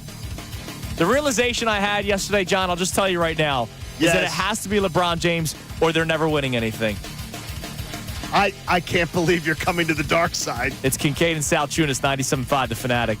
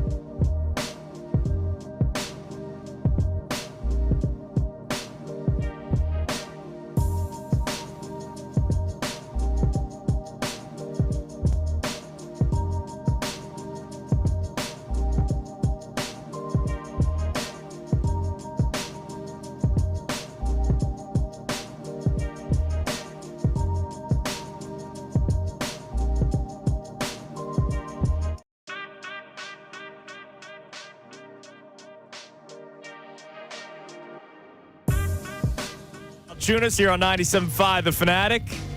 Jeff McClain from the Philadelphia Inquirer, Inquirer.com, will be joining us coming up at 8:10. I'm excited to talk to Jeff because of the conversation we just had about the accountability and whether or not there are people that are taking accountability for what happened last season with the Eagles and their collapse. So we'll talk to Jeff coming up at 8:10 about that. By the way, I will predict now that Jeff McClain feels more like Connor Thomas.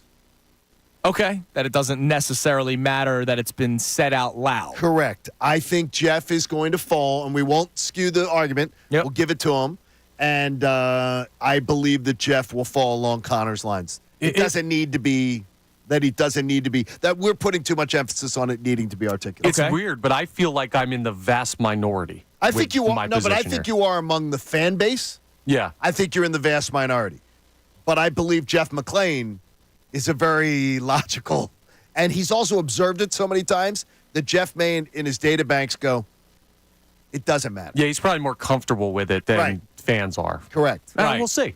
Okay, and we'll see. We'll talk to Jeff coming up at 8:10. Before that, we'll have today's headlines with Connor Thomas at 8:05. Yesterday was today's headlines with Tom Alvord. Did Tom do well with it? I'm sure he did. Of course. The best voice on the Fanatic. Yeah, so he hit it out of the park, but we got Connor doing it at 8:05. But real quick, so I had a realization yesterday, and it hurt, that the players that are available. I can't wait to hear this. I know. You're getting too much joy out of my misery. Thanks I'm a not lot, joy John. because it's going to be, I want them to be great, but. So the players that Keith Pompey was mentioning, and look, it doesn't mean that all hopes are out because Maxey and Embiid can both also play another great season, and if you have a legitimate bench around them, that they'll be able to win. That there's still a chance, but I had a realization that it's going to be very, very, very, very freaking difficult if it's not LeBron James. The names were Zach LaVine. You wouldn't acquire him probably till later on in the season. OG Anunoby, who Connor and I talked about this, he does not scream max contract player. He's a nice player. He does not. He's a player that will probably. You know what? I would be surprised if he doesn't win something in his career, like a championship, right? He appears to be. If you had four legs on a chair, a championship team, he would be an incredible solid fourth leg. Yes, but as a third leg solid. max contract player, it doesn't do it for me. Jimmy Butler was mentioned in Keith Pompey's story. I don't want to do the Butler thing again. Tom and Connor were both against me there because of the winning attitude that Jimmy Butler has, and he does have it. He really does have it. He is a winner. Playoff Jimmy's a real deal. I don't know. And does the winning attitude, do people think you can like infuse that in people's veins? Can you take guys who don't have it? I don't believe you can. Well, you almost did against the Raptors, even though Embiid had the poops. But yeah, you blew a game in that series due to somebody having the poops. But that was 5 years ago. So hopefully Joel Embiid now more mature, that may help. It's kind of weird because part of me wants to argue the Miami Heat do that with players all the time. Yeah. But part of me could also argue that they find players I think that's that just a already culture, have dude. it. I think Miami's a culture. I think they find guys that have it. And then was there a player that I missed? I don't think so. I mean, it was LeBron, it was Zach LaVine, it was Jimmy Butler, it was OG Anunoby, Paul George, obviously, and you know we've talked about Paul George at length. It's just the names. If it's not LeBron James, none of them scream winning pedigree. And I know talent can prevail at times. I do believe pedigree is a real good deal, and that's why I probably should be more open to the Jimmy Butler thing. But, man, I saw those names yesterday, and I was like, damn, this is where we're at. That it's these players. And it was a bad realization on what should have been a day off, but I decided to work, wanted to keep the ship afloat. Not that I didn't trust Connor and Tom. Right. But, I needed to be here. And John, it sucked yesterday morning. My boy's growing up. He's growing up. Because, again, I don't like growing up, John. This has been the Sixers is the biggest kick the can I've ever seen in my life. People do not want to acknowledge what the Sixers are. They want to romanticize this. We're really close. We could if it's just this. They're not. But I can make the case that all those players makes the team better. No, you can. And then Daryl Morey needs to fit the other pieces in place. It's just that's a lot of pieces. Whereas LeBron James, if he comes here, I'll play center. I think we still win basketball games. It's going to I disagree there. Zach LaVine, I think you need multiple more pieces. And the job is harder that way. LeBron James makes the job easier. And, oh, by the way, the biggest reason why, the Boston Celtics. Like, the Boston Celtics, I don't think Embiid, Maxey, and Levine, Embiid, Maxey, and OG Anunoby beats the Boston Celtics. They're just wrecking teams in the playoffs. And that team's not going away anytime soon. Tatum and Brown are locked up. And they're doing this without Porzingis. And right? Honestly, what they've done, there's no reason to think. And you know what? I'm going to back off on that, Connor. There's no reason to think the Sixers would be even with the Celtics, even with LeBron James. I think with LeBron James, We'd have to see a lot more. No, I'd have to see a lot more. I think with LeBron moves. James, they're even. I have to see a lot more moves. Okay. Oh, and they would have to make a lot more moves. A lot more. Now, you talk about 7, 8 deep. They don't do that. They play 5 guys. Sam Hauser plays 14 minutes off the bench. The other guys play under 10, right? Whereas that would be the Sixers. So the Boston Celtics do it, and it works. You just need a good team. So who are your 4 and 5? Well, that's the thing is that I can't find out this offseason. That's why I can't even go there yet. All right, it's time now for today's headlines with Connor Thomas. Today's headlines with Connor Thomas. What up, Connor? Yo, good to be back doing this. And we've got something to start with that I know we've already kind of touched on, but this guy deserves another mention on the program with the passing of Bill Walton. Yeah, absolutely. And I grabbed something that I think really encapsulates who he kind of was as a sports person, because this is him doing a Chicago White Sox baseball game. And Bill Walton, of course, a basketball guy, but this is Bill Walton's thoughts on the sports of baseball. White Sox and Angels at the Diamond in the park. This is your first ever baseball game doing this job, right? This is a job? That's true. Well, I understand that it starts and then you play, Yeah.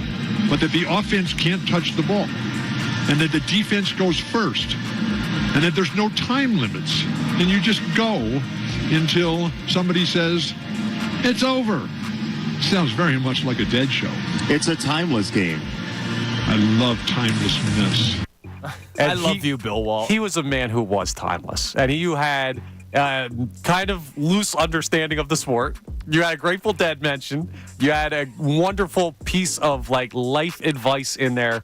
That's just a beautiful encapsulation. Dude, and it's a baseball game in the regular season for a bad baseball team. You bring Bill Walton on anytime. He's so happy. That's awesome. Such a great dude. By the way, I just looked it up. NBA Jam 99 with Keith Van Horn on the cover. Who was the play-by-play? Bill Walton, color commentator. Kevin Harlan was the play-by-play guy. Duo. That's incredible duo, man. Harlan's awesome. That's awesome. All right, we'll move on to man, I'm so happy right now with this Angel Hernandez news. Angel Hernandez retiring from baseball. Just for one more so long for the road, here's the Kyle Schwarber ejection call. In there, got him looking, and Schwarber throws his bat, throws his helmet, and he's been ejected. And he is going off on Angel Hernandez right now. He is standing at home plate, showing him the left side batter's box, the right side batter's box, and he is furious. So later on in the later on the show, we're going to talk more about Angel Hernandez. It's a problem that I have with officiating. I shouldn't know any of their names, and I know who Angel Hernandez is. I like that. And no, you shouldn't. You should not know the names of the officials. I might debate that. Look, okay, fine. Ed Hockley, because of the guns, is a funny thing. But I shouldn't know Angel Hernandez because he's bad. No. I know Jim Wolf. Why? Because he's the brother of Randy Wolf, right? That's the random stuff that I know. But I shouldn't know who Angel Hernandez is because he's horrible at his job. And it is a day that we should celebrate in baseball that he's no longer. The running joke on social media that was great was he probably thought he was signing an extension, but he was signing retirement papers because he couldn't see it. That guy was horrible at his job. And I can't think of a time. Well, we're going to do 2 segments based off of Angel Hernandez. Congratulations. 1, how we shouldn't know the names of officiating. 2, the guy that everybody in the world seems to have collectively hated. I don't remember ever hearing pro Angel Hernandez talk. I love the missed call, the graphic with somebody on their phone. That is fantastic. It's amazing. All right, what else? We got Jeff McClain in a minute here. Yeah, we got one more thing real quick. I'll make this point quick on something you guys said earlier. You pinned the question yesterday whether or not this should be an all-in, put all the chips to the middle of the pile, and go all in this season. It's about the Phillies, of course. And I've got to stay on the side that I've been on since the start of this offseason. Because people talked about, go get Blake Snell. I know you just faced him last night, but people talked about go get Jordan Montgomery. Go get all these guys that could take this team over the top. And what did the Philadelphia Phillies do this offseason? They didn't go all in. They didn't make major changes. The idea of what? They can improve at the deadline. Exactly. But it was, this team has told you they think they're good enough by what they did this offseason. This team has proven to you that they are good enough by the way they play a third of their season. And this team is not going to change that mentality because they have an opportunity with Braves injuries or how they've started. They'll make changes, but they don't need to go all in. Okay. They're good enough. They are good enough, but I always am okay with getting better. Good enough doesn't mean best, right? I'm sorry. They're the best. I don't always need to just be good enough. I would always like to be better, right? Aren't we always striving to be better in our lives? Yes. Right? Like You should be. I like my life. I think it's good enough. But you want to be better. I get to do sports talk radio, and I have a lovely wife and a lovely child, and I'm happy with where I live. I would still like it to be better. I would like a Lamborghini in my Sure. even though I'll drive my like Hondas. that backyard pool, maybe? Yeah, like I would like my there's a lot life to of be things you can better. want. I'm very happy with life. I don't think I need much more, but you know what? If I can get more, sure. Send it my way. Why not? Yeah. If you live without aspirations, I don't know what gets you up. Right. I always like to look forward to things. Oh, I have to put I've told you I have to put vacations. I'll do the second second my trip is over, I'm thinking about the next one. And I want to put it on the calendar so I know it's there. Dude, I'm going to Lithuania next month. You're going to Lithuania in like 30 days. Can't wait. What do you have in your calendar? Like 30-some days. And then my parents and I and my wife, we all had a conversation already over the weekend, right? The booze was flowing. About what you're going to eat? No, about the next vacation 2 years later. See, there you go. Right? You need that kind of stuff in your life.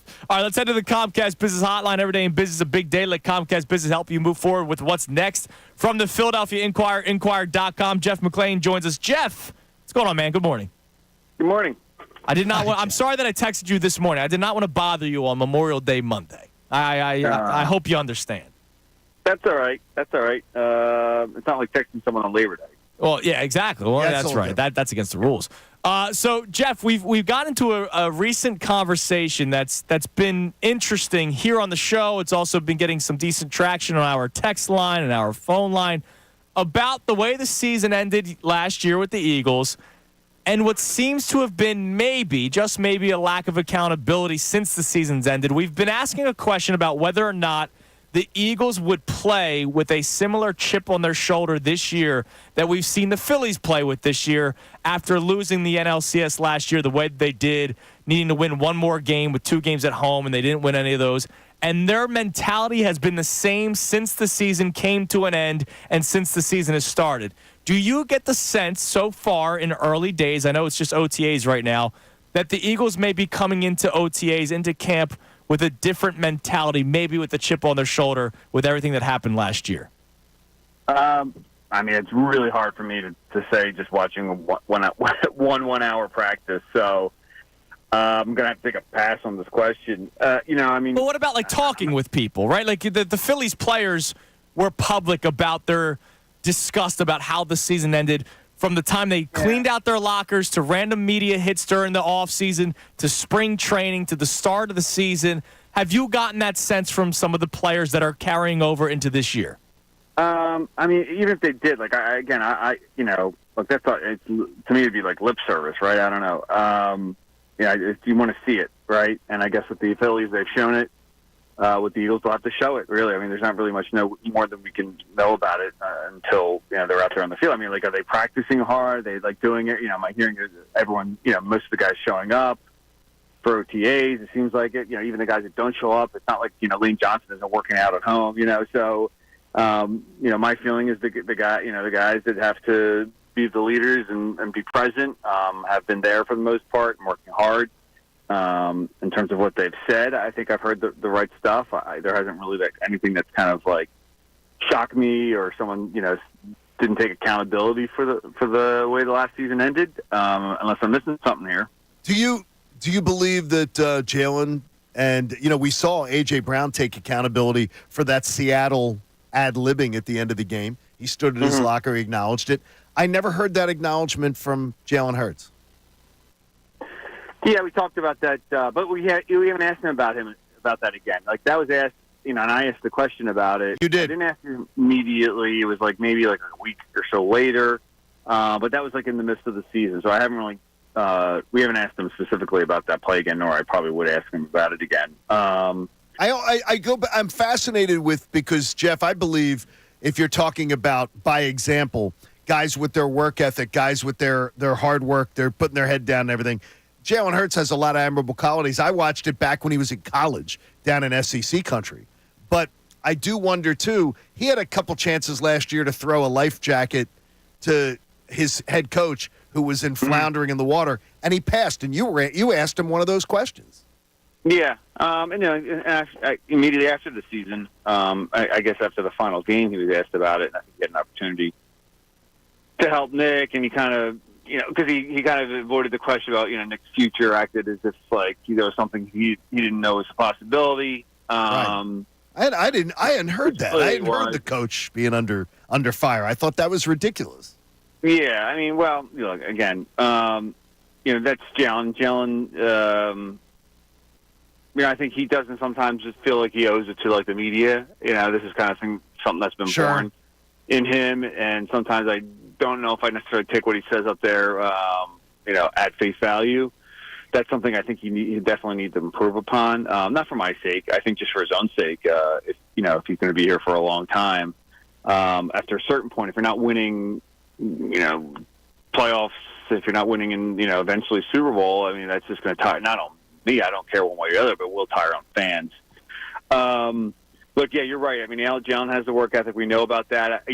As I reported last year, and I've kind of gone over ad nauseum, I mean, there's certainly there are pivotal pieces and people and players in the building that wanted to see a little more out of Jalen in terms of, leadership is the kind of the broad term for it, but it's just kind of just I don't know as much about accountability, but just kind of, bringing everyone along with you, just bringing everybody in, not getting down and inward and maybe, certain types of body languages and certain parts and, opening up to everybody in the entire building. That's something that they definitely wanted to see a little more out of him. I'm not saying it was a major issue and if things are going great, maybe it's something you don't even care about as much, but I think that is one area certainly that Jalen could work on, especially when things aren't going well. Speaking of Jeff McClain on the Comcast Business Hotline, Jeff, every time we've had you on and James Bradberry comes up, you still question whether or not he would still be on the roster. I know he's a no-show at OTAs. Granted, it's voluntary, but is there any reason why, maybe more so than just the fact that he doesn't want to go to OTAs, that James Bradberry's not there? I checked with the team source. He had been there for a bunch of the OTAs already and before the OTAs for the spring workouts. So okay. I don't think that was he was staying away from the workouts or for that reason at all. Yeah, I certainly. And then I checked last year too. He'd missed some of the OTAs and even some of the open ones that we had been at. So that's just again a veteran guy. We don't have to worry about James in terms of doing the necessary work that he needs to do to get himself ready for the season. But yeah, it does, certainly call into question. I mean, yeah, I don't think there's any doubt that there is some question about James's future with this team, and at the very least, whether he'll be a starting piece. Financially, I don't know if it benefits the Eagles to just flat out cut him. Certainly can do it post June 1st and push some of that money into future years. Won't cost them as much this year in terms of the cap, but it's still a big charge.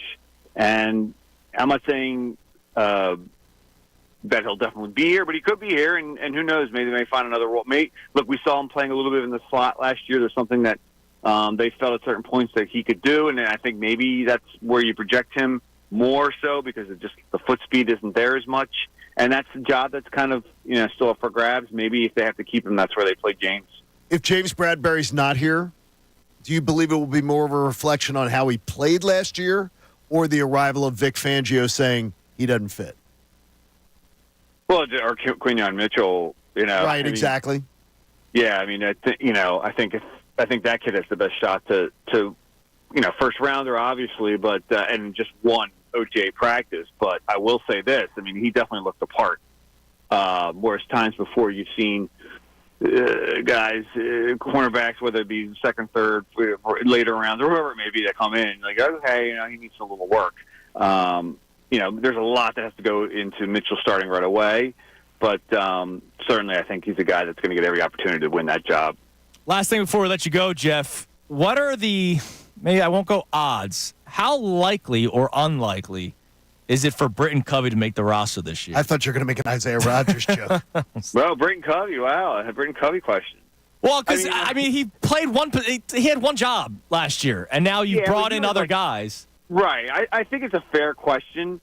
Just because, look, if you want to save a roster spot and Covey only does one thing, but I think Covey does a little more than that. Like, I think that he can be in the receiver mix, right? So if he's in the receiver mix and he's playing some of those slot snaps, then that gives him additional reason to stay. And look, he was really damn good at what he did. He was. There's arguably the best in the league at what he did. I don't think you can automatically assume that, like, the rookies that did do it in the college game, that they're going to come in here and do it as pros. So I still think it's unlikely that Covey is in here. See, this is a football show, Jeff. I even ask about the kick and punt returner. He's a football guy. I ask about the 53rd man on the roster, Jeff. All right, or you know what? I go all 69 guys because Nick Sirianni likes to talk about the practice squad as well. Yes, well, we do as well. Everybody in this town, that's the great thing about it. Everybody knows about all those players and cares about them. It's amazing. Jeff, listen, man, we appreciate it. Thanks, we'll talk to you Jeff. again next week. All right, guys. Talk to you soon. There he is, Jeff McClain on the Playful Comcast Jeff Business McClain Hotline. today. Yeah, how about it? Very playful today. Did not want to touch the first question. I had to expand on it. He's very confident and comfortable mocking us, too, with something. And that's which a is good thing. We That's like a good that. thing. I love that, man. Very much. That's just what us football guys do. Yeah, All right, please. coming up next, we talk more about what we just got into regarding the Eagles and the accountability and whether or not you need it. Look, I got a tweet just now. It's only June. Relax. Hey. Look, sometimes it's okay to set a precedence before a season starts, which is what clearly the Phillies did, who are the best team in baseball. So why wouldn't you want more, damn it? Why are you okay with your life? I want more, damn it. I don't blame you. All right, we continue the conversation. It's Kincade Salciunas, 97.5, The Fanatic. Fanatic Sports.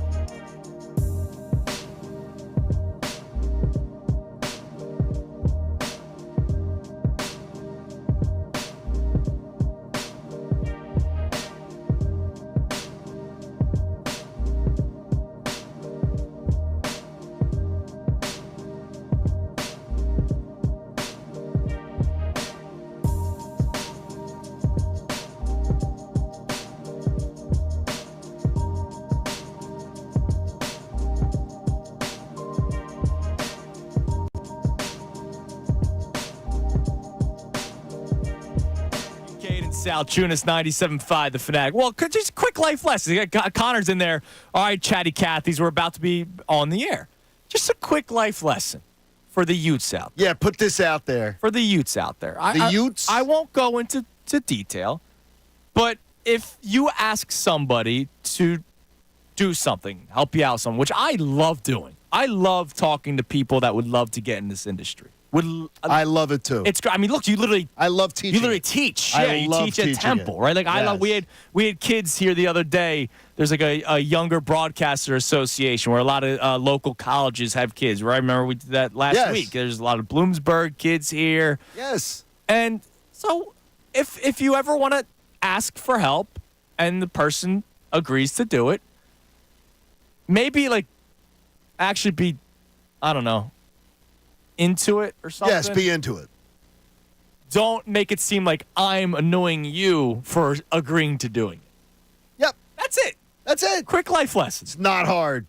Quick life lessons. It really isn't like, hard. Connor, if you asked me, fine, I'll play roles reversed. Okay. I ask you to do me a favor. No. I ask you to do me a favor. You say yes. Okay. And then we go, maybe you're just coming over to my house to help move something. Right. Right? I need you to help me move the couch. I got a bad back. And you come over, and it's time to move the couch.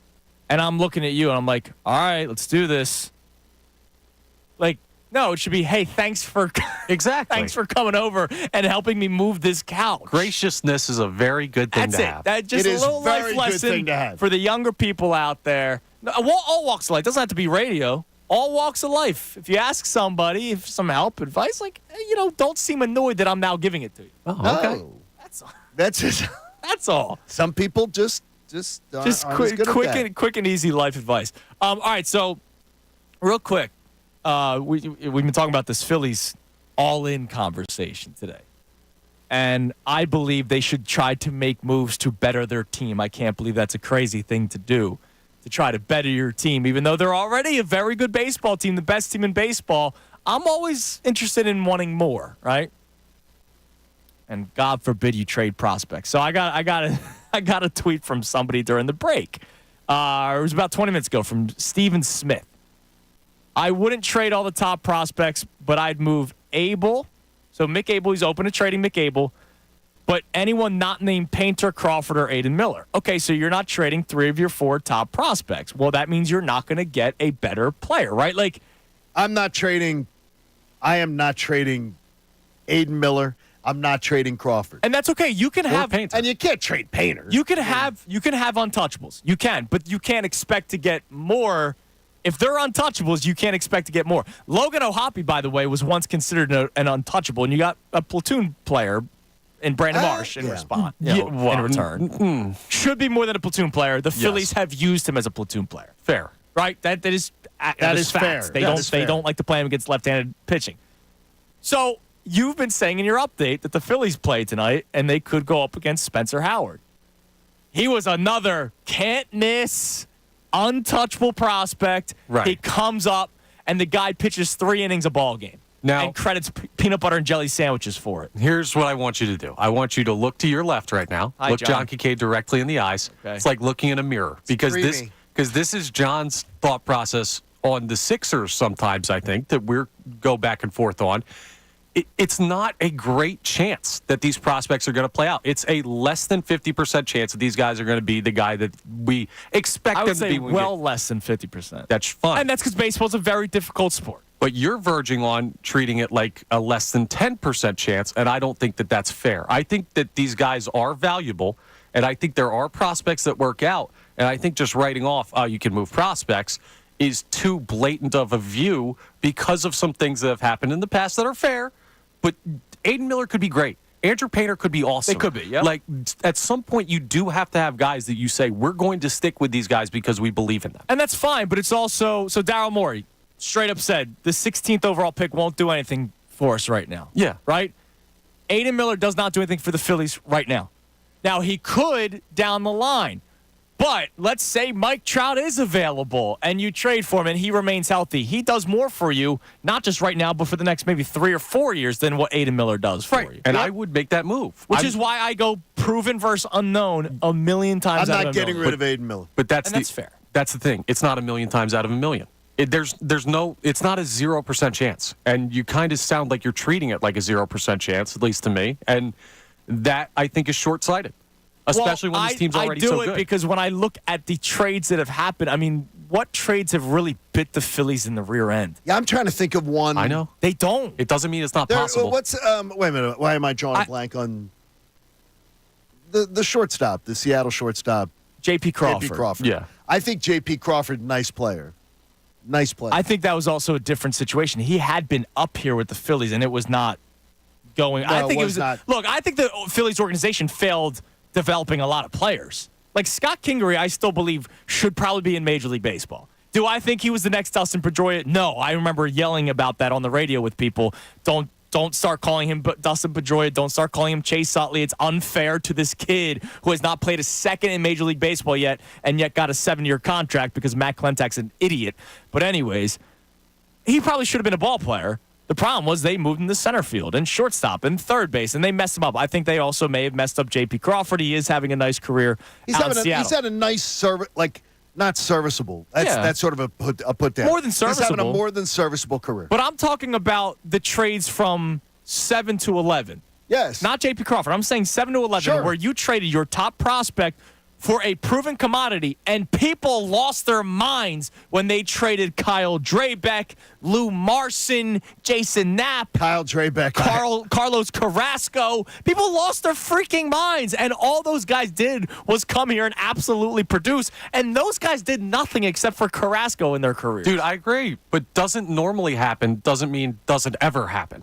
And sometimes it feels like you're willing to just move prospects because nobody's worked out before, or none of the guys you traded bit you before. Like, baseball, eventually Connor, can happen. you know that baseball's such a hard sport. You can be the greatest high school player, and then the second you get to college, you're 50th. And then the second you get to low A, you're 100th. And then the second you get to triple A, you're Jake Cave, right? And you might be really good in triple A, but then once you get to the majors, you're not that great of a ball player. Yeah. That's how hard baseball is. So Sixto Sanchez could have been the best triple A pitcher we've ever seen, but then he gets the big leagues and he doesn't pan out. You're right.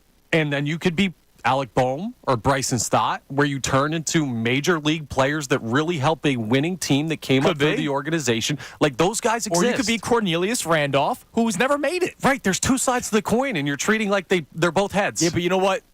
I would say that my side is more often than yours. I think your side is way more often. I think your side is like 75-80%. I mean, that's why look at the Phillies lineup. There's two homegrown players. It is in the everyday line. Who? Rojas. Okay, and I'm already trying to find an improvement I know there. you are. And you yourself agree that you probably know. could find an improvement there. Yes. So, like, this whole clutching, you use the term clutching of pearls. I think people do that with prospects all the time, especially in baseball, because people love the homegrown talent. They love it. And I think it's great because we saw it with the core of the Phillies back in 2008. But you know what? That core was a different story than this core. This core is free agent Bryce Harper, free agent JT Realmuto that you traded for, you then signed an extension, free agent Nick Castellanos, free agent Kyle Schwarber. I know Alec Boehm is making great plays offensively. Bryson Stott is a big part of this future.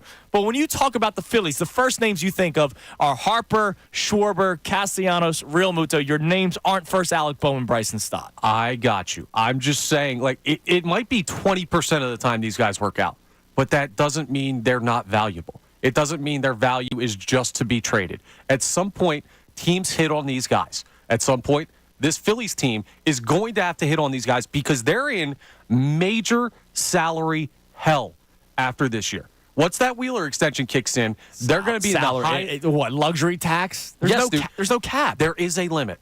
There is a point where they'll stop spending. There is a limit at some point. Yes. And where John Middleton will say, all right, I'm done. That's why we're doing BOGO nights now instead of dollar dog to bring up the hot dogs again. Now I'm mad. I mean, seriously. I mean, like, so be it. It's not my money. I don't care. Yeah, but when he says he's not spending, then you're in a tough spot. Yeah, but he's going to say at some point that there is a limit even for filthy rich. Well, and at some point, Kyle Schwarber's contract will be up. And Nick Castellanos' Schwarber's got 1 year left after next year. And Castellanos got 2 more. 2 years left These after contracts will come off. Like, it's once it's done, it's done. Like, there's no dead cap hits after they're done. And now I'm saying I got a gentleman here brings up a good point to me. AJ listening, he goes, Aiden Miller's blocked here, John. Well, that's why. He goes, because Alec Boehm's a third baseman, and we have too many first basemen. He goes, Bryce Harper's not going anywhere. So he goes, Aiden Miller's blocked. Why wouldn't you trade him? I'm like, my God, the kid's had a cup of coffee, and he looks really good. Well, that's the beauty of baseball, man. It is. It's tough. All right, coming up next, I talked about Angel Hernandez. Angel Hernandez retires. You put a little stank on it. I like it. Angel Hernandez. The problem with Angel Hernandez and a lot of officials is that I know his name. And we're going to rant about that coming your way next. Would love to get your texts and phone calls, 610-632-0975, about all our topics today. The most recent about this Phillies team. I don't know why you should hold on to prospects as if they're your own children. They're not. All right? You can trade for proven commodities. I can't trade my son. It's Kincade and Salciunas, 97.5 The Fanatic. Now, around the bases with Andrew Salciunas.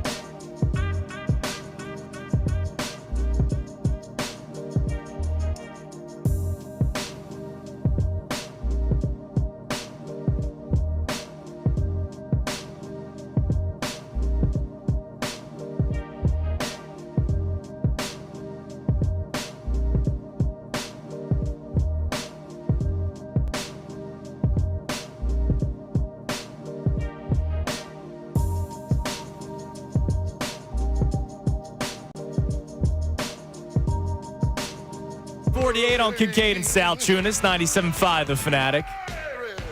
In the 9 o'clock hour, I found a story from November of last year, so after the season was over, on MLB.com about like the biggest trades where the prospect actually panned out. Okay. And it's still stretching. It's stretching. The names that are on here. Some of the names are crazy. We're like, oh, yeah, he had one good season, so now we're saying that trade was a success? Question mark? And I have a perfect explanation. All right, so we'll get into that coming up in the 9 o'clock hour. Real quick, I just want to congratulations on your retirement, I guess, Angel Hernandez. Angel Hernandez retires, and my biggest beef with him is not only did he suck, is the fact that I know his name. And that's a problem. Like, we should not know. How many other umpires do you know their name right now, Faye? Well, I knew the country Joe West, but do you he's know retired. right now? C.B. Buckner. Okay, there's one that I know. And he's another guy that struggles at times, but other than that, really. You don't even like you. If you hear them, you go, "Oh yeah, oh yeah, yeah." Oh, yeah. You know Pat Hobart. He's the GOAT. You don't know him? No, okay. I don't know anything about Pat Hobart. Hobart. He's the guy with all like the perfect umpire scorecards. It's just okay, a Is he the monster. one who does? Is he the one who does the very slow and deliberate? No, he's a call? little bit quicker than that. But. All right, well, then I'm a fan of Pat Hobart if he does his job well. Usually it's the ones that don't do well that you actually know the names of, except for Jim Wolf because he was Randy Wolf's brother. And I thought it was weird when he was umpiring a game that Randy was pitching in. I was like, that's got to be weird. He was the home plate umpire. Yeah. That's got to be. Is there collusion there? You know Jim Joyce? I knew Jim Joyce because of the Galarraga play. And again, that's because of a horrible call. Like, I should not know their names. Basketball, what's the guy that they say they bring him into Scott Foster, the extender? Yeah, the extender. Right, like that's bad. Like I should not know Scott Foster's name because he's the extender of a series. Well, does he call you like 150 times right before within the last hour of tip-offs of games? If you're Tim Donaghy, he does. Oh, that's what I meant. That's a problem. That's a problem. So congratulations. It's a beautiful day in baseball that Angel Hernandez is no longer around. We should not know who Angel Hernandez is, but the problem is we do. Now, I know we have a lot of texts coming in on all of our topics today, so I'm going to let the next couple minutes to be the texter segment because I do want to try to get more reaction to everything that we've had. So what do we got coming in, Connor? All right, so what would you like first? Eagles, Sixers, Phillies? You're the producer. Let me see it. Just go with it. Well, first one, we just have a general text, a first-time texter who felt that the first thing that they need to send to the station is just 3 words. Connor, calm down. So I apologize to this texter. I will do my best to calm down. You were fired up this morning. It was good, though. Yeah, I like it. Let's do a little Eagles first. So Keezy from Philadelphia checks in. Hello, Keezy. Talking about the accountability thing. And he says, how do we know if Jalen Hurts didn't take ownership? Because he didn't say anything publicly. He doesn't owe us that. As long as it was handled in the locker room, that's all that matters. Look, I hate this. I hate this crap. I understand where Keezy's coming from. I do not. I understand where Keezy's coming from, but here's the deal. This is when I say that Jalen Hurts is held to a different standard than any quarterback ever, than any player ever. Why is it different for Jalen Hurts to be able to, he can just handle things behind closed doors when every other quarterback in this city has been thrown in the fire? And I don't know if that's a good thing or a bad thing. I don't know. We'll see how it plays out. But that's why I'm holding Jalen Hurts to a higher standard this season than what a lot of Eagles fans do. What quarterback is not expected to be, the lead spokesperson for their team? Yeah. I mean, come on. It's fair. It's stop. You Stop. always hear. He doesn't owe that to us. Give me a freaking break. Yes, he does. He is the CEO. He is the face of the franchise. He absolutely owes you. He owes us. It's part of the job description. It's ridiculous when I hear that rationale. Well, he doesn't owe us anything as long as he's doing it behind the scenes. Bull pucky is what I would say to that. And by the way, that's not who he is. He's not who he is. Was Carson Wentz Mr. Personality? Seriously. He had to answer questions, and he got ripped for the way he answered questions. So, there's quarterbacks all across the league that probably aren't Mr. Personality, but they have to answer the questions. That is part of their job. All right, what's next? All right, let's talk some Sixers. Given OG Anunoby a max deal would be the same thing, if not worse, than Tobias Harris max. Ryan from Florida says it's LeBron, Paul George, then a massive drop-off. So Morey can't do this strictly through free agency. You have to get creative and pull off some trades. He has to be creative, and that's what the beauty of what he does have at his disposal, the cap space, the ability to trade future first-round picks. But I would say OG Anunoby better than Tobias Harris, but I get what he's saying because I think OG Anunoby can be a player on a championship team. I don't think Tobias Harris can ever be a player on a championship team. We saw that the last freaking 6 years in this city. And I think OG answers a glaring weakness, too. I think he can be the kind of player that can bring them a perimeter defense, things like that this team severely needs. But the problem is, but I wouldn't pay him. I'm not giving him a max contract. No. And that's what he's going to get. Yeah. Not doing it. He is going to be an overpaid basketball player, which we see a lot of, but he's a prime example of it. He might still win one day, depending on the team he goes to, because he is a very good basketball player. He fits well with the Knicks. The question is, are the Knicks going to extend him? Are they going to sign him after making that trade? They should. But there's enough reports that he might not go back to New York. We'll see how that goes. All right, more texts coming up next because I know Connor said we have a bunch of them. We'll reset all our topics coming your way next. Get to those text messages. And then those top prospects that were traded. The can't-miss prospects. There really aren't that many that actually panned out. It's Kincade and Salciunas, 97.5, The Fanatic.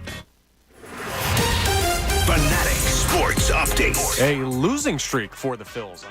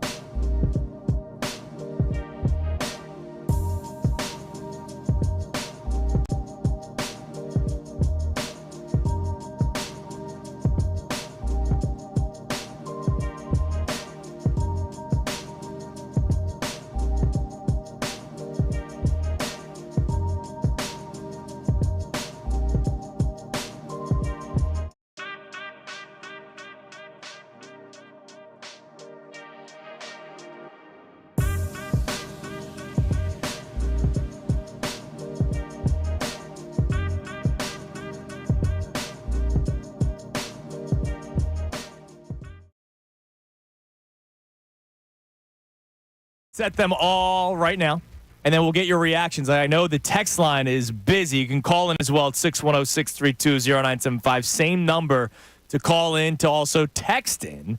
We always love our new texters. It's always great when Connor tells us it's the new texter. I do like that. People realizing that the same phone number is the text number. It's First wild. time, long time. It's wild. I like it. Unless they tell me to calm down. I won't calm down. No, I want them to tell you to calm down. You need it sometimes. You need to be humble. Your mom told us we needed to shut up. Yeah, that's exactly. That's so I mean, I feel like you have to respect. If mom says it, then you got to believe. That was Minnesota sports related. Absolutely. It was. All right, so here's all our topics that we've gotten into today. It's been a very busy day. It started off early on, and have that Buster Olney clip ready there, Connor. The first question was whether or not the Phillies should go all in this season. You sent this to us yesterday afternoon, John, because you finally checked the standings. That's what you do every year. Memorial Day Monday is when you check the standings. And I checked it intently yesterday. Yeah. And it was pouring rain. Yeah, it was ugly. So it was terrible. So the Phillies wake up yesterday and again today with a 6-game lead over the Atlanta Braves. The Braves also lost Ronald Acuna Jr. and Spencer Strider for the entire season. So they've lost their best hitter, best pitcher. It's as if the Phillies lost Bryce Harper and Zach Wheeler, okay? For the year. For the year, not just for Trey a month. Turner. Right. For the entire year, they lose those players, and you have a 6-game cushion ahead of them. You should not lose the division, which is why I said this yesterday when you were off, that to me it would be a colossal disappointment. You went as far as saying failure. I used the F-bomb. Yeah, you did. Failure. If the Phillies don't win the division. And I think it would be an absolute failure. And so that was our first talking point, and then we asked the question whether or not the Phillies should go all in this season, and that's acquiring players. And it's not maybe acquiring the top player, because I don't know how many top players will be available, but I know Jazz Chisholm will probably be available. Miller, the reliever from the A's, will be available, and that's a guy that the Phillies could use because it's always good to bolster your back end of the bullpen. It's always good to probably bolster the back end of your rotation, too, when one of your high-priced pitchers named Taijuan Walker has an ERA of 5.51, and it's getting worse and not better since he's come back from the injured list. Our second question, Buster Olney joined us last Friday and had this to say about the Phillies, but we also turned this into an Eagles conversation. But take a listen to what Buster Olney said last week. It is a remarkable team, and I mentioned this to you before the season started. I really also thought that this was a group that would live to be motivated. They would have a drive from what happened last October. And I lived that as a reporter when I was covering the Yankees in 1998 following the 97 playoff disappointment. The following year, the team was just driven every day. And that was the team that wound up winning 114 games in the regular season and winning the World Series. I think that's a real thing. I think it helps teams get through. That sort of motivation helps teams get through the long regular season. And so the Phillies are absolutely flying. So you asked whether or not the Eagles would have that same chip. And I don't believe they will. I don't think they will either. And again. And Jeff McClain implied that too.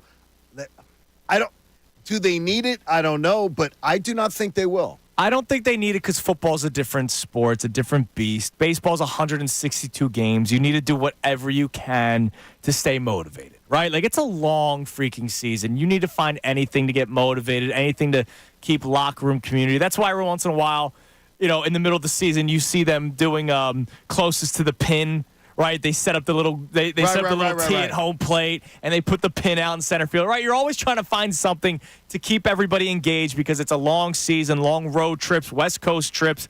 It's different in football. It's such a quick season. It's a sport where if you don't play well in your rookie contract, you probably won't be in the league anymore because there's so much turnover, because there's always a new crop of kids coming out of college. Alabama's already scouting players that are 12 years old, right? And offering some of them. Right, exactly. And offering a few of them. Football is a different beast, but I just don't think they have that same chip that the Phillies do, and a lot of it is because of the lack of admitting from the players. And even the GM. Howie straight up said, I don't want to ignore it, but I'm ignoring it. I know that it's a different animal, but I think it speaks to DNA, leadership, acknowledgement that everybody's on the same page. Everybody in that Phillies clubhouse, everybody in the messaging, they're on the same page. Right. They're all disgusted. They all put it out there. They all said this is something we're going to do. We're going to stop chasing as many bad pitches. By the way, that's another thing been pointed out to me by a couple people. The Phillies said they were victimized by chasing too many bad pitches. As a team, they have improved on that big time. Absolutely. Except Nick Castellanos. And they are, but they've improved on it huge because Nick Castellanos doesn't need to watch video or anything because he just goes out there, up there without a plan, and he's proud of it. He says it. He articulates it. Makes no sense. But to me, I love it because the Phillies not only talk the talk, but walk the walk. Yes, they have. And so the question is whether or not the Eagles would have that same chip on their shoulder. So those are our two main topics today. You can call in or text in 610-632-0975. We've brought up the Sixers because the Brian Windhorst clip. Let's play that again for you that are listening, Connor. This was Brian Windhorst 2 days ago, or yesterday. You were off yesterday, so you heard it for the first time this morning. Here was Windy talking about the Sixers being the biggest threat to the Lakers when it comes to LeBron James. I think when you look at the options, I think the Lakers are still in very, very strong position. I would be surprised if he's not a Laker. But it is fair to point out that Daryl Morey has been trying to sign LeBron for a decade now, multiple different opportunities. And of the teams that have a chance to win the championship next year, the only team with cap space that could offer LeBron a max contract is the 76ers. Other teams could do sign-in trades, but the Lakers wouldn't have to cooperate. The 76ers are a threat. I don't think they're a serious threat, but certainly in the NBA, you never rule anything out. So, not a serious threat. Not a serious threat, but probably the biggest threat out of all the other teams. We've mentioned Cleveland a lot. I mean, there's always that. But he, who is from Akron, Windy, who knows the Cleveland situation as well as anybody's, he lists the Eagles ahead of the Sixers, ahead of Cleveland. Which is amazing. That tells me that it's lurking there, or I don't want to see the Sixers being used as the leverage for LeBron to get what he wants. Well, I think Daryl Morey called last year. He did. Remember, he called at the trade deadline. A bunch of other teams did. Yeah, but it was reported heavily like that. Because Daryl he Morey told Windy. Probably, yeah. That's why. Hey, that means he's trying, and that's all I can ask for is that they actually try to get LeBron James. So that's been our talking points today. We've gotten to other stuff about prospects. I will tell you in a few minutes the biggest prospects that were traded that panned out. The list is, questionable. But we'll get into it coming up in a little bit. What do we have on the text line, Connor? Yeah, so we have a check-in here, and it's on the Eagles with that conversation about accountability that we got into. So Faye from Pottstown checks in and says, do you think that's why Nick is still the head coach? He took more accountability than most last year for the collapse, and Howie and Jeffrey Lurie respected that enough not to move on from him just yet. All right, can I this might be an unfair answer. Okay. He is Doug Peterson to thank for him still having a job. I think you're right. Because they weren't going to do it again? Yep. I think that's. I think he is. I think that's partially fair. I think it's partially fair. Like it might be unfair. I don't know, but I don't think they wanted to do that twice in a span of 6 years. And I don't believe that Nick Sirianni took great responsibility for the collapse. I really don't. No, I mean he took the blame obviously for the Seattle thing, but that was really it. He took the blame for the Seattle thing, and it wasn't his fault. Right. It wasn't. But he could have Jalen and AJ. He could have taken the keys back, calling the plays offensively. Yep. He let Brian Johnson sink. He knows he's going to drive the car in the ditch. That right. Because he doesn't know how to call But plays. I'd rather, I don't know, if I'm the boss and something's bad is happening, it's the ownership conversation that we have. All right, let me try to do this because this guy's clearly spiraling. This is his first time doing it. I've at least done it before. Maybe not great, but he's not doing it great either, so I might as well take it. I'm the head coach, damn it. But I honestly think he's still here because Doug Peterson got fired, and they got crushed for it. They got crushed for that across league circles. It was talked about a lot, and I think that might be the biggest reason why he's still here. Could be. All seriousness. You have another? Yeah, we have one here. So you're going to love this one, Andrew, because I know how you feel about Angel Hernandez. But someone checks in, no name on this one. Angel Hernandez retiring is my Bobby Bonilla day. I will celebrate this day every year forever. It's a good day. It's a good day for fans. I have Furkan Korkmaz Day, the day he was traded. I have Tobias Harris Day, which was the day he was no longer a Sixer. I will have Robot Umpire Day will be my day. When we get balls and strikes consistently called by a robot that can work at 99.87% accuracy. that is when I will celebrate, even though I'm glad to see him gone. I like the human element of the game. Did you like that? Angel Hernandez sucked. Yeah, exactly. He's the outlier for me. All right, go ahead. Let me give you an interaction here. Okay. That I want to reference from X or Twitter. I still call it Twitter. It's Twitter. Screw X. This is when people wake up contrary. Okay. I put out a tweet last night, and I said 2 errors at third base today because Alec Boehm doesn't put his body in front of the ball. It's ridiculous. So then Chester County Weather, a good guy who responds a lot to our show and talks, he goes, of course in baseball, every player can have a bad game during the 162 schedule. You do know that Boehm has been very good so far this year, correct? And I said, if you're defending not getting your body in front of a baseball, which is what the tweet was about, as a third baseman, you're just being contrary. It's basic, it's simple, and it can't happen twice in the same game. He's been praised all year. You don't ignore. Then he says, if it was a pattern for this year, sure, but he's been solid all year. One game does not a bad season make. And I responded, if solid means leading all third basemen in Major League Baseball in errors, okay, I will not tolerate the spin job. Alec Boehm has been spectacular at the plate. He's been ridiculous. We praised him so much. We have praised him so much this year. But he is leading all third basemen in Major League Baseball in errors. He has not been solid at third base all year. That is false. That is just making stuff up. Let's have logical conversation. You can praise him for being spectacular at the plate, and you can love the player that he is. He has been freaking clutch, but he has also been the least effective defensive third baseman in the game. I 100% agree with the person responding to you. I could not agree with their point more. I think they're absolutely correct. About what? About everything they tweeted at you. He's been solid defensively. Like watching him. No, he's not solid. Yes, he is. No, when you're the worst at your position, I don't care about the amount of errors that you're seeing right there, John. Watching him play the game, he has been a solid defensive third baseman. You can't ignore the errors. You can't ignore that he's the worst at his position. You can't ignore that. Listen, watch him play. Has he not looked solid defensively this year? He's looked solid. Then what does it mean when all his peers are more solid then? How can you call somebody solid? Connor, you can't ignore the errors. That's the thing. I hear what you're trying to say, but you can't just it's all good. We haven't said a word about it. He had a bad game yesterday, and now all of a sudden he hasn't been solid defensively. He has been. Every commentary on Alec Boehm has been about how his defense has been so solid and improved. And the fact is, he's the worst in making errors at his position. Okay, I don't know. I watched the guy. What do you mean you don't know? You do know. You can look it up. John, numbers aren't always right. Yeah, but whoa. Okay, now what are you going to do? Numbers aren't always right. He is the worst third baseman in making errors. Bottom line, there is no gray area. There is no numbers lie. That is the fact. I understand. He has also the second most errors in all of baseball. I understand. Come on. He's not been solid. You are not a solid defensive player if that is on your resume. Period. Okay. I disagree. I think he's been solid defensively this year. Watching him play, I think he's been solid. Watching him play, we all watched him play. Okay. Well, what does that have to do with it? So watching him play, do you think he's not been solid? No. Take the errors out of it. Forget it. Forget that number exists for a second. Trust your eyes. I thought he has been adequate. He's adequate. He is I have not watched him this year at third and said, this is a disaster. It has to be changed. But I'm going, he's not been good.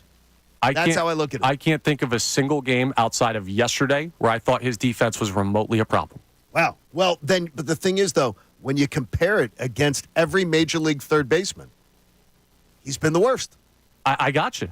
That matters, though. Look, there's context to everything. So he has the second most errors in all of baseball, behind O'Neal Cruz and Ellie De La Cruz, right? But his fielding percentage is, better than some other players in Major League Baseball because the opportunities hit his way. So there might be more balls his way, which leads to more errors because there's more opportunities to make errors. So the Phillies just have one of those things. But Connor, come on. I hear what you're trying to do because you're right. He has looked like a solid defensive player. However, when you are the second most errors in baseball, it's fair to point out that his fielding is also still questionable. As long as you praise him for all the things that he's great at, which he has done. We have thrown bouquets his way. I just want to have legitimate conversations, not these. Well, you're anti-Alec Bohm, or you're not being a fan, or you're being. It's legitimate conversation. That's not it at all. No, I know with you, I know that that's not the case. Yeah, and that shouldn't be with anybody. It's not an anti any individual player agenda. I don't know. Listen, I got to be honest. He stunk yesterday defensively. I have not thought about that remotely as an issue for the Phillies this year, and it's similar to the Eagles thing. Like, if I don't think it's going to continue, or I don't think it has been a problem in the past recently with him. I know before it was a major issue. I don't know. I don't see it as a problem for this team. No, and I've never. I acknowledged your point of one thing, is that the idea. I have not watched a game this year and been like, you've got to get him out of there. I have done that with Rhys Hoskins. Like, I thought Rhys Hoskins at first base was a disaster, was a butcher. I have not said that about Bohm this year. I did say it about Bohm 2 years. Well, when he wanted to bleep and hated and I did, and he's worked on it. So I'm being objective about it, but he's the second most errors in baseball. Now, look, it could be worse. So he's made 9 errors in 48 games. Jake Berger has made 5 errors in 21 games. Could be worse. That's like a part-time player, though. Right, but it could. But in his limited chances, he's made 5 errors. So, I hear both of your points. You can't ignore the errors. Stop me. Okay. All right. So for those of you who like to ignore prospects never really panning out, I have the list of players. So somebody for MLB.com put together the top prospects that actually panned out. So if the Phillies were to trade Aiden Miller and he goes out and plays, he's great. He would fit in this category, right? Okay. This isn't just the top prospects and where are they now. This is the top prospects that actually panned out, or prospects. I don't even want to use the word top prospects, okay? Because the title is stars who were traded as top prospects. So they eventually became stars. All right. This was November 2023. So I'm not going all that far back. Right.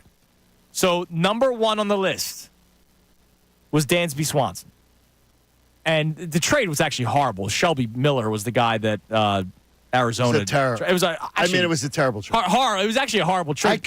It was a questionable trade at the time. I couldn't believe that they got that trade. It was actually a questionable trade at the time. This one did not work out for Arizona. Clearly worked out for Atlanta. I know he's with the Cubs now, but it clearly worked out for Atlanta. He left as a free agent for big money. And look, he won a World Series. He did, exactly. The next one is Trey Turner. But Trey Turner was a player to be named later. No, he was not. He was a player to be named later in the trade. Are you serious? Because there was a rule that has since been, the rule no longer exists, but there was a rule that you're not allowed to be traded until a year after you were drafted. So he was a player to be named later. I never knew this. I swear to you. So it's not like Trey Turner was the marquee player of the trade. Right. He was a player to be named later. I did not know that. So, do you really crush San Diego for trading away a player to be named later? No. Anthony Rizzo from San Diego to Chicago. The reason why they had Adrian Gonzalez, there's a reason why there was that blocked. trade. He was blocked. So Anthony Rizzo going to the Cubs. That worked out for the Cubs. They won a World Series. The first one in a billion years for Chicago. All of these guys so far have won a World Series. Yes, but again, the Trey Turner was a player to be named later. No, I got you. I'm just saying. All right, now I get to Carlos Carrasco, who has had a major league career. No, he's absolutely had a major league career. He was not the top name in that trade, right? They didn't do the Lou Marson write-up. They didn't do the Jason Knapp write-up. Right. Carlos Carrasco. Gio Gonzalez. Yeah. He had, one good year? No, didn't he pitch for the Nationals forever? He did, and was... forever? And was okay with the Nationals. Yeah, but he was This was when he got traded to the A's, which I think he, again, also had, one good year. Was he a Brave for a while? Or am I imagining? Well, no one's good in Oakland. I think he bounced around. I think he bounced. And the last one on this list, again, these are the guys that are considered the top prospects that worked out. And I've given you Gio Gonzalez and Carlos Carrasco so far. This guy had a major league career, but Elvis Andrus? Elvis Andrus was a hell of a player. He was good in Texas for a while. I think a hell of a player. And he was traded in the J.D. Drew deal, wasn't he, with the Braves? I'm not. I think, he was traded. Mark Teixeira.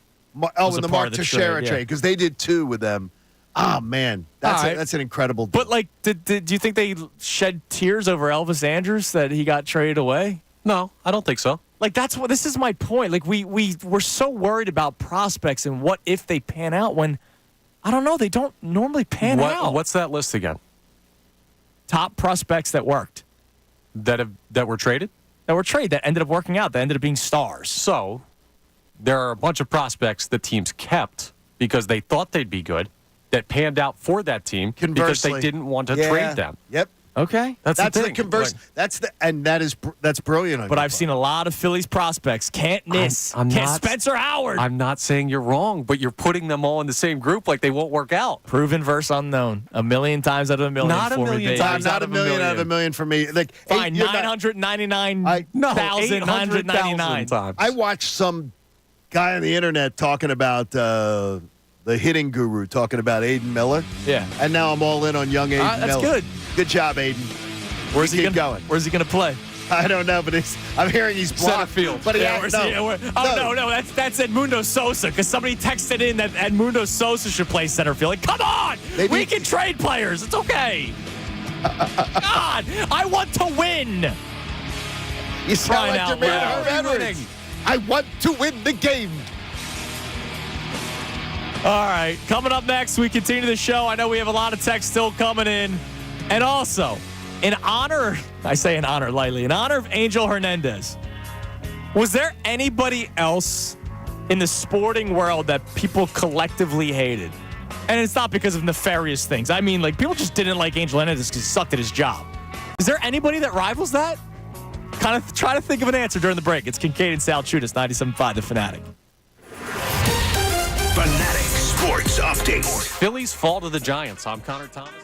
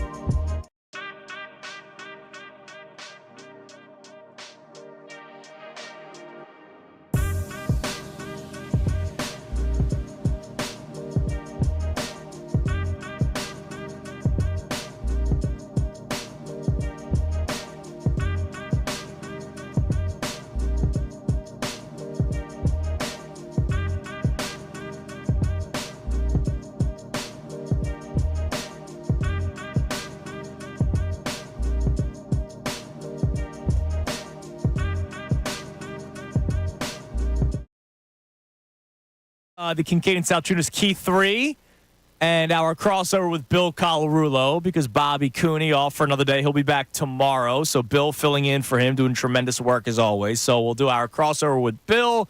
We got the Key 3. We got more of your text messages. You can text the show at 610-632-0975. But I want to let you know about the Fanatic Deal of the Week. Check out the Fanatic Deal of the Week right now. For a limited time only, get a same-day ride and water park ticket to Maurice Piers for just $70. That's a savings of $50 per ticket. That's an amazing for sale. Unlimited rides on 3 piers in both water parks for a whole day. And, John, I said it during my read earlier this morning. I saw a family of 5 with 5 kids. I don't even know how. Down the shore. I honestly, having raised a family myself, but just with one, I always looked at families like that and wondered, dude, how do you do it? This? And you know what? Right. Saving $250 probably helps. Get this exclusive offer while supplies last at 975thefanatic.com/deals. Now, real quick, before we get back to our text. So, B. Gunn does a tremendous job. Brendan Gunn, our associate producer, put out the quote of me talking about how I don't believe there will be a chip on the shoulder of a lot of the Eagles players this year. Okay. The way that it was for the Phillies. Absolutely. Okay. Because I thought the Phillies situation is far different. They were 1 win away from going back to a World Series in which a lot of baseball people believed they would have won in. Correct. And even though the Rangers were red hot, a lot of people still thought the Phillies could have won that World Series. They were 1 win away. They had 2 opportunities to win it at home. They lost both of them. Oh, by the way, they were up 2-1 in the series earlier, and everybody thought they were going to go to Arizona and jump in the pool. They were up 2-0. 2-0, yeah. And they were going to go jump in the pool. Remember oh, yeah. That? Who said that? What dope would have said that? So I think that's a totally different situation the way it played out for the Eagles, which was a collapse from 10-1 to 11-6 and not showing up. They told you how they felt going into the playoff game by not showing up. I saw business decisions made by Kevin Byard, right? This is not the same as what happened with the Phillies. You and I never discussed Kevin Byard. And I'm so glad you articulate that. Because I did not want I saw him flail twice. He shied away, and Troy Aikman called him out on one of them, saying, that's embarrassing. And I'm glad he said something like, that's embarrassing. I'm glad that you say that because I was at Barnaby's, and it was loud in there, so I couldn't really hear. Oh, no, Troy Aikman so I'm glad called he him pointed it out. At one point, he goes, that's embarrassing. That's somebody not all in or something along those lines. Yeah, and now the Bears are trying to set a culture, and they signed him to a 2-year. I think that's great. A lot of money he got from Chicago, which is wild. Go for it. But people are chiming in, and Rich said you could really see the chip on the shoulder of the Phillies come spring training. It's way too early for this kind of take for the Eagles. Is it? What? Is it too early to have this take? That I don't know if I see the chip when I have not seen the accountability that I saw with the Phillies. It's not too early because, again, as was pointed out, some of the listeners that pointed it out to me, the idea of the Phillies said it before they exited for the season. The Phillies said it on locker cleanout day. The Phillies set the tone of, this is unacceptable. This should have been so much better. We let people down. We wasted an opportunity. They took ownership immediately. Right. They didn't wait till spring training. And I didn't remember some of the comments till people started sending them to me here. And it was led by Schwarber, Harper after it, Trey Turner with comments. So, no, we have not heard the same level of accountability. It was more like, shh, with the Eagles. Shh, shh, shh. We're not going to tell people what happened behind the scenes. We're going to keep it quiet. And then when people did, it wasn't necessarily we're going to work on it. It was like Britton Covey probably spoke too much. Lane Johnson said that they stomped on our hearts or whatever. Right. But there wasn't really... Come on. I don't know. I didn't really get much out of some of the players that did end up opening up. And I didn't either. I don't know. I don't think it's crazy to say that the Phillies had a certain chip after losing that playoff series, and we have seen it play out. Look, it could end up playing out for the Eagles, and they could probably end up showing that there's a certain chip on their shoulder, but I don't know. I haven't seen it yet. I don't think and I do think it's a different situation, which was part of my premise, and people don't obviously get everything from a couple of words on Twitter, but Correct. It's a totally different situation. And I've even said I don't think they need the chip. I would just like to hear some accountability. Right. No, you're right. But also, we got to remember, part of the reason we've had this talking point on the Phillies, you went down to spring training, you talked to the guys, you saw it firsthand, we heard it from other people, and I know the Eagles we haven't heard that from, but we're not having this conversation if they're 500. You also have to go out and prove that the narrative has actually affected the team, and that makes us value it more with the Phillies. And you could still expect it from the Eagles, but maybe we will get to a point where the Eagles are, 7-1, and we say, oh, well, now we listen back to some of the stuff they say, and we see how they got here. Okay, good point. Good point, Connor. All right, what do we have on the text line coming in about all of our multiple topics that we have? Yeah, this is a first-time texter to Kincade Salciunas. I believe the name on this is Stat Monarch. And he shoots a screenshot of a trade and says this player was traded in 2011 by the San Francisco Giants to the New York Mets for Carlos Beltran and cash. And Stat says, hold on. Here's a prospect. Wait, let's think. Hold on. I'm not going to tell you. He was traded to the Giants. No, traded by the Giants to the Mets for Carlos Beltran and cash. Was a high prospect in the Giants system. High prospect in the Giants Jacob system. deGrom? That was my guess. That's my guess. Think a little bit more local at this current time. Pete Alonso. Zach Wheeler. Wow. Say that worked out. Wow. Worked out for the Phillies. Well, the Phillies didn't make that trade. I'm just saying, that's a guy that worked out. Like Zach Wheeler's. You moved on from if you're the Giants. Zach Wheeler's career really is a story, too, of one who took off after. Because he had a bunch of injury issues. Was it? No, a lot of it was blisters. Blister, he did. Yeah, he had that fingernail issue. Did he have Tommy John at one point? I don't remember. I don't believe think so, but I know that I can tell you for a fact that the blister issue was one of the reasons the Braves, because the Braves were heavily in on Zach Wheeler and wanted him and sort of backed off when the money got higher, and they were worried about the blisters. He did get Tommy John back in 2016. What was that, 2016? Yes. So I appreciate it, Stats Monarch, but it didn't work out for the team that made the trade. Well, it's still a guy who turned into a good player. The good players in Major League Baseball come from somewhere. Yes, they do. They don't just materialize. Right, but what's the crazy stat that there's only been X amount of players in Major League Baseball all time? Yeah, there's it's a crazy low number considering how many shocked at. Right, exactly, because a lot of guys don't make it. And if they do make it, there's also a lot of guys that don't stay. That's why the whole 10 years of service in Major League Baseball is such a big deal. Because there are a million players that make it to the big leagues, but then only play a few years. All right. Listen, I got you. I'm just saying, I think you're a little too far on one side. You're largely right. You're just taking it a bridge too far. I don't think I'm too far. Okay. I really don't. I understand that there are times where the prospect that doesn't get traded does pan out. Look at Mike Trout, right? That guy clearly panned out for the Los Angeles Angels. But that guy was the top prospect coming out once he reached a certain status. I know he wasn't drafted number 1 overall. He was drafted, 18th or something like that. He was a teen draft pick. But not often do these guys really pan out, or the way that we make them out to be in Philadelphia. Well, we make out a lot of prospects to be the next great one at whatever position they play. And I think that soured you to the too far end of the spectrum the other way. But Eric from Media checks in on the text line, too. It says, don't forget there's also the trades you don't make, which is the argument I made before that. But in 2022, Phillies were rumored to go after Matt Chapman. Bryson Stott was one of the talents in discussion. And he says, for the record, I'm a trade unknown for known guy, but it's not black and white. Okay.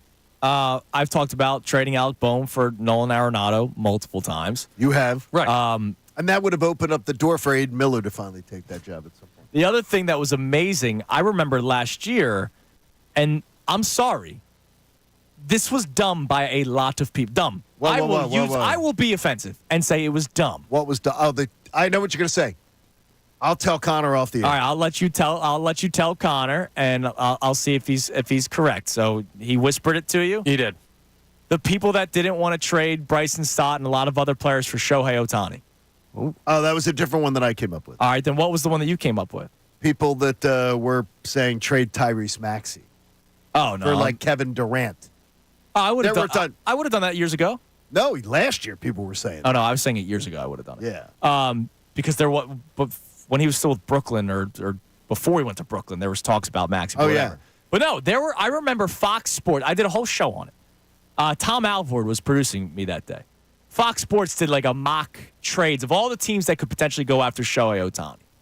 And Bryson Stott was on there. I'm pretty sure Painter. I forget. There was a bunch. Right. Oh, my gosh. Give me the deal. And there were people that were, no, you can't trade Bryson Stott. That's ridiculous. For for Shohei Ohtani. That's ridiculous. And those people are I wrong. want to dig up the tweet and see some of the replies. No, but those are ridiculous. But because we value young players and prospects way too highly in this city. Because I could have Edmundo Sosa as my everyday second baseman. And I'd be And if I've okay. got Ohtani, I'm fine with it. And I remember people were like, "Well, he's not going to be able to pitch all that long." Okay, I don't Okay, care. I'm fine. That's fine. I'll take his bat. If he never pitched for me again, I'll take him. Right. If he never pitches again. But that's one of my biggest beefs with a lot. And it might not just be a Philadelphia thing. It could be all over the place. Right. Because we're always excited for the new and young and fresh. I just have a different mentality when it comes to sports. I'd rather have the proven star, which is why I always want to go after the big-name player in the NBA because they are proven. They may not have won a championship just yet, but they're more proven than some of the younger players. It matters less in Philadelphia, too, I'll insist, about those younger players when you've got a organization that is willing to spend the way they Absolutely. do. And so by it the way, matters a little less. And the history isn't that great either. Yep. When's the last time they developed an outfielder? No, look This at the year, outfield. baby, Look at the Johan. outfield now. Pat Burrell was the John last Ross. guy they Man. developed in the outfield, and he wasn't even drafted as an outfielder. Okay? It's wild. All right, the Key 3, Kincade Salciunas Key 3 coming your way next. Fun show today. Good to have you back, Johnny. Can't believe I said that. I'm glad to be here. I'm joking. Johnny Kincade back. He was off yesterday for Memorial Day Monday. Back in the saddle today. Kincade and Salciunas Key 3 coming up next. Also our crossover with Bill Calarulo right here, 97.5 The Fanatic. Another busy sports week coming up on The Fanatic. The Phillies are out west.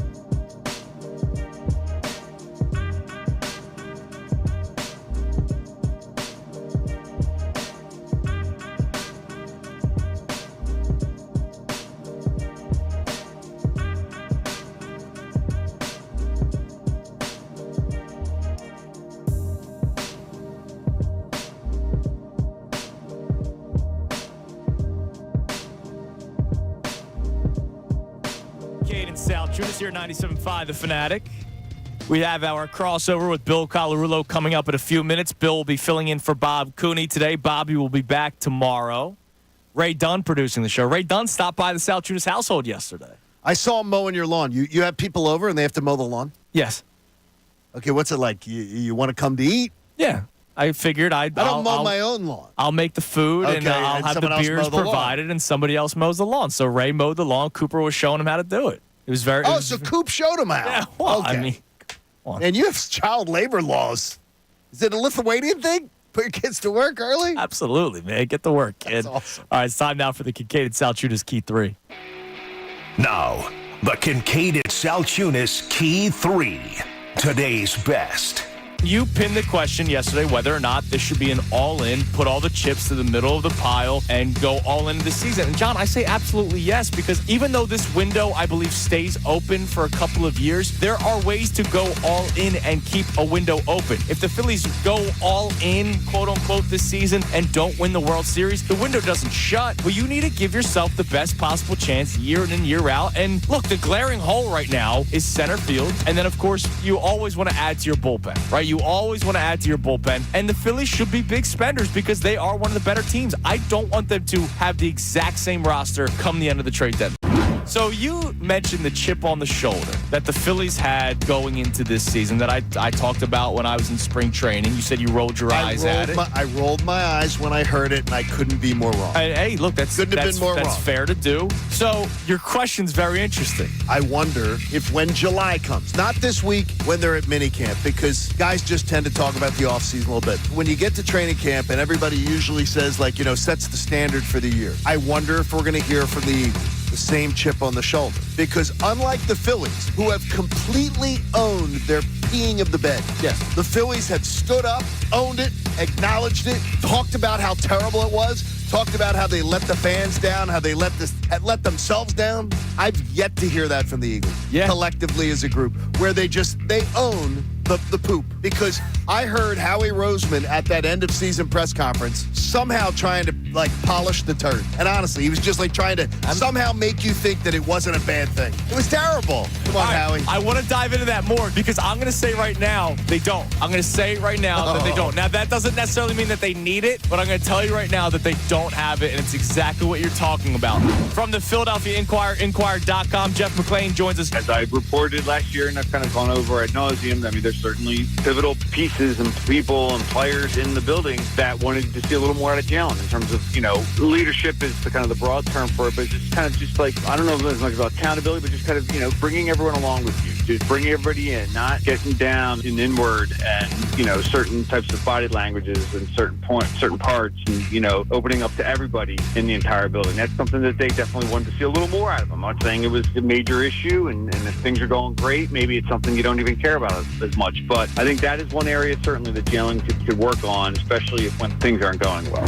LeBron James brings us totally not different... a lot of downside. Right. He brings a totally different pedigree to come into the Sixers, right? But I still believe he goes back to the Lakers. I think it's the most attractive that Philly has ever been to LeBron. And some people are going to go, wait a minute, though. The Sixers had better, younger talent, more pieces. I don't think it's ever been more attractive because I think this is the most likely time that he would look and say, one more move? Yeah. Do I do one more thing? All in. And that's something that I wanted to make sure of, that we all define it the same way. It's one of the things that I think of is, right now, one of the Phillies' two hurdles to getting to the World Series has been severely depleted. The Braves have just been screwed by the fates, by the gods. Right. So for the Phillies, I'm saying all in means, are you willing to mortgage the future? I don't know, John. When you say all in, I don't think there is a mortgage the future player. But if there is, yeah, you do it. I mean, so there's nobody you'd worry about losing. You're saying to try to win this year. The way I'm looking at it is this. The Phillies are rampage.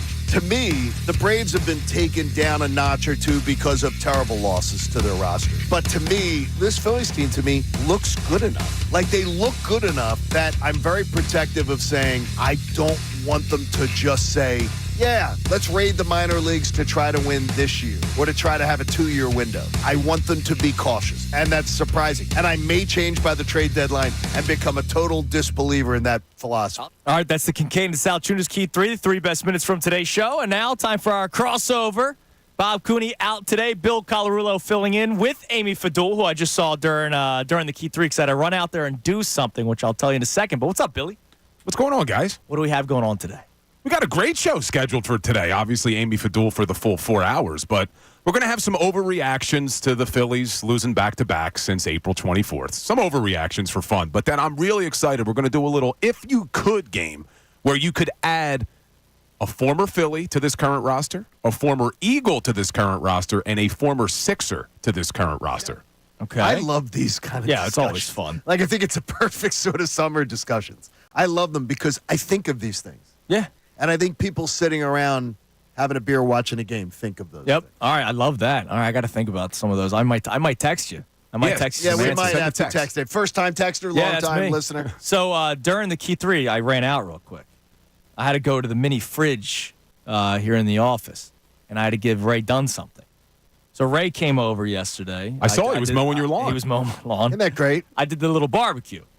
And so the first thing I grilled, because I grill corn in foil, and it stays hot, right? And then I did the chicken, then I did the hamburgers, then I did the hot dogs. I forgot about the corn because it was I grilled for basically 45 minutes straight, and I forgot about the corn. I put it separately. So I had 10 ears of corn that were grilled that nobody ate. That's crazy. So after a few pops, I was like, all right, who wants some corn? I was literally throwing corn around as if I was the hot dog guy. So I would have taken the corn, scalped each of them, and made the street corn. Oh, that's pretty good. Look, I made the street corn I out have of it. still some corn at home. I might still do something. But Ray told me he didn't want the corn, but if I brought some in today, he would eat the corn. And sure enough, did you eat it yet? He's not eating it yet. I brought in a piece of leftover that's a corn. good man. Look, Ray's need to eat. Look at him. He needs to put on some weight. So He I does. I Yeah, he decided, does. even though you just poop out the corn, but I got him the corn. See, the funny thing is, we asked the question yesterday on the air to build the perfect barbecue, and you can invite one guest. We had somebody text in their one guest would be Ray Dunn. Oh, and he came to my barbecue. Their one guest? Yeah, you believe this? Yep. Ray Block Dunn's that the person's one number. guest? I had the perfect Sorry, I love you, barbecue Ray. then yesterday because Ray Dunn wasn't attending. That's wonderful. All right, Bill, we'll be listening, man. Big week, Can't Bill. wait. Coming your way at 10 o'clock. Appreciate it, guys. Hey, buddy. Gotta love it. Hey, support life-saving cancer research, would you please? Join me and our generous partner, David Auto Group. Make a donation today to the AACR, the American Association for Cancer Research. Go to 975thefanatic.com/AACR because cancer research saves lives. I'm on a big street corn kick right now. I bought a street corn dip at the Brigantine Farmers Market. That was delicious. Okay, if you make street corn out of some of the leftover corn, I bring some want a in. taste test tomorrow. I love Mexican street corn or any kind of street corn is one of my absolute favorites. All right, sounds Might good. be best side. I'll be bringing it in. All right, tomorrow is Wednesday, which means it's an Adam Schefter Wednesday. He'll join us at 8 o'clock. Can't wait for that. Everybody have a great rest of your day. We'll talk to you tomorrow. Kincade Salciunas, 97.5 The Fanatic.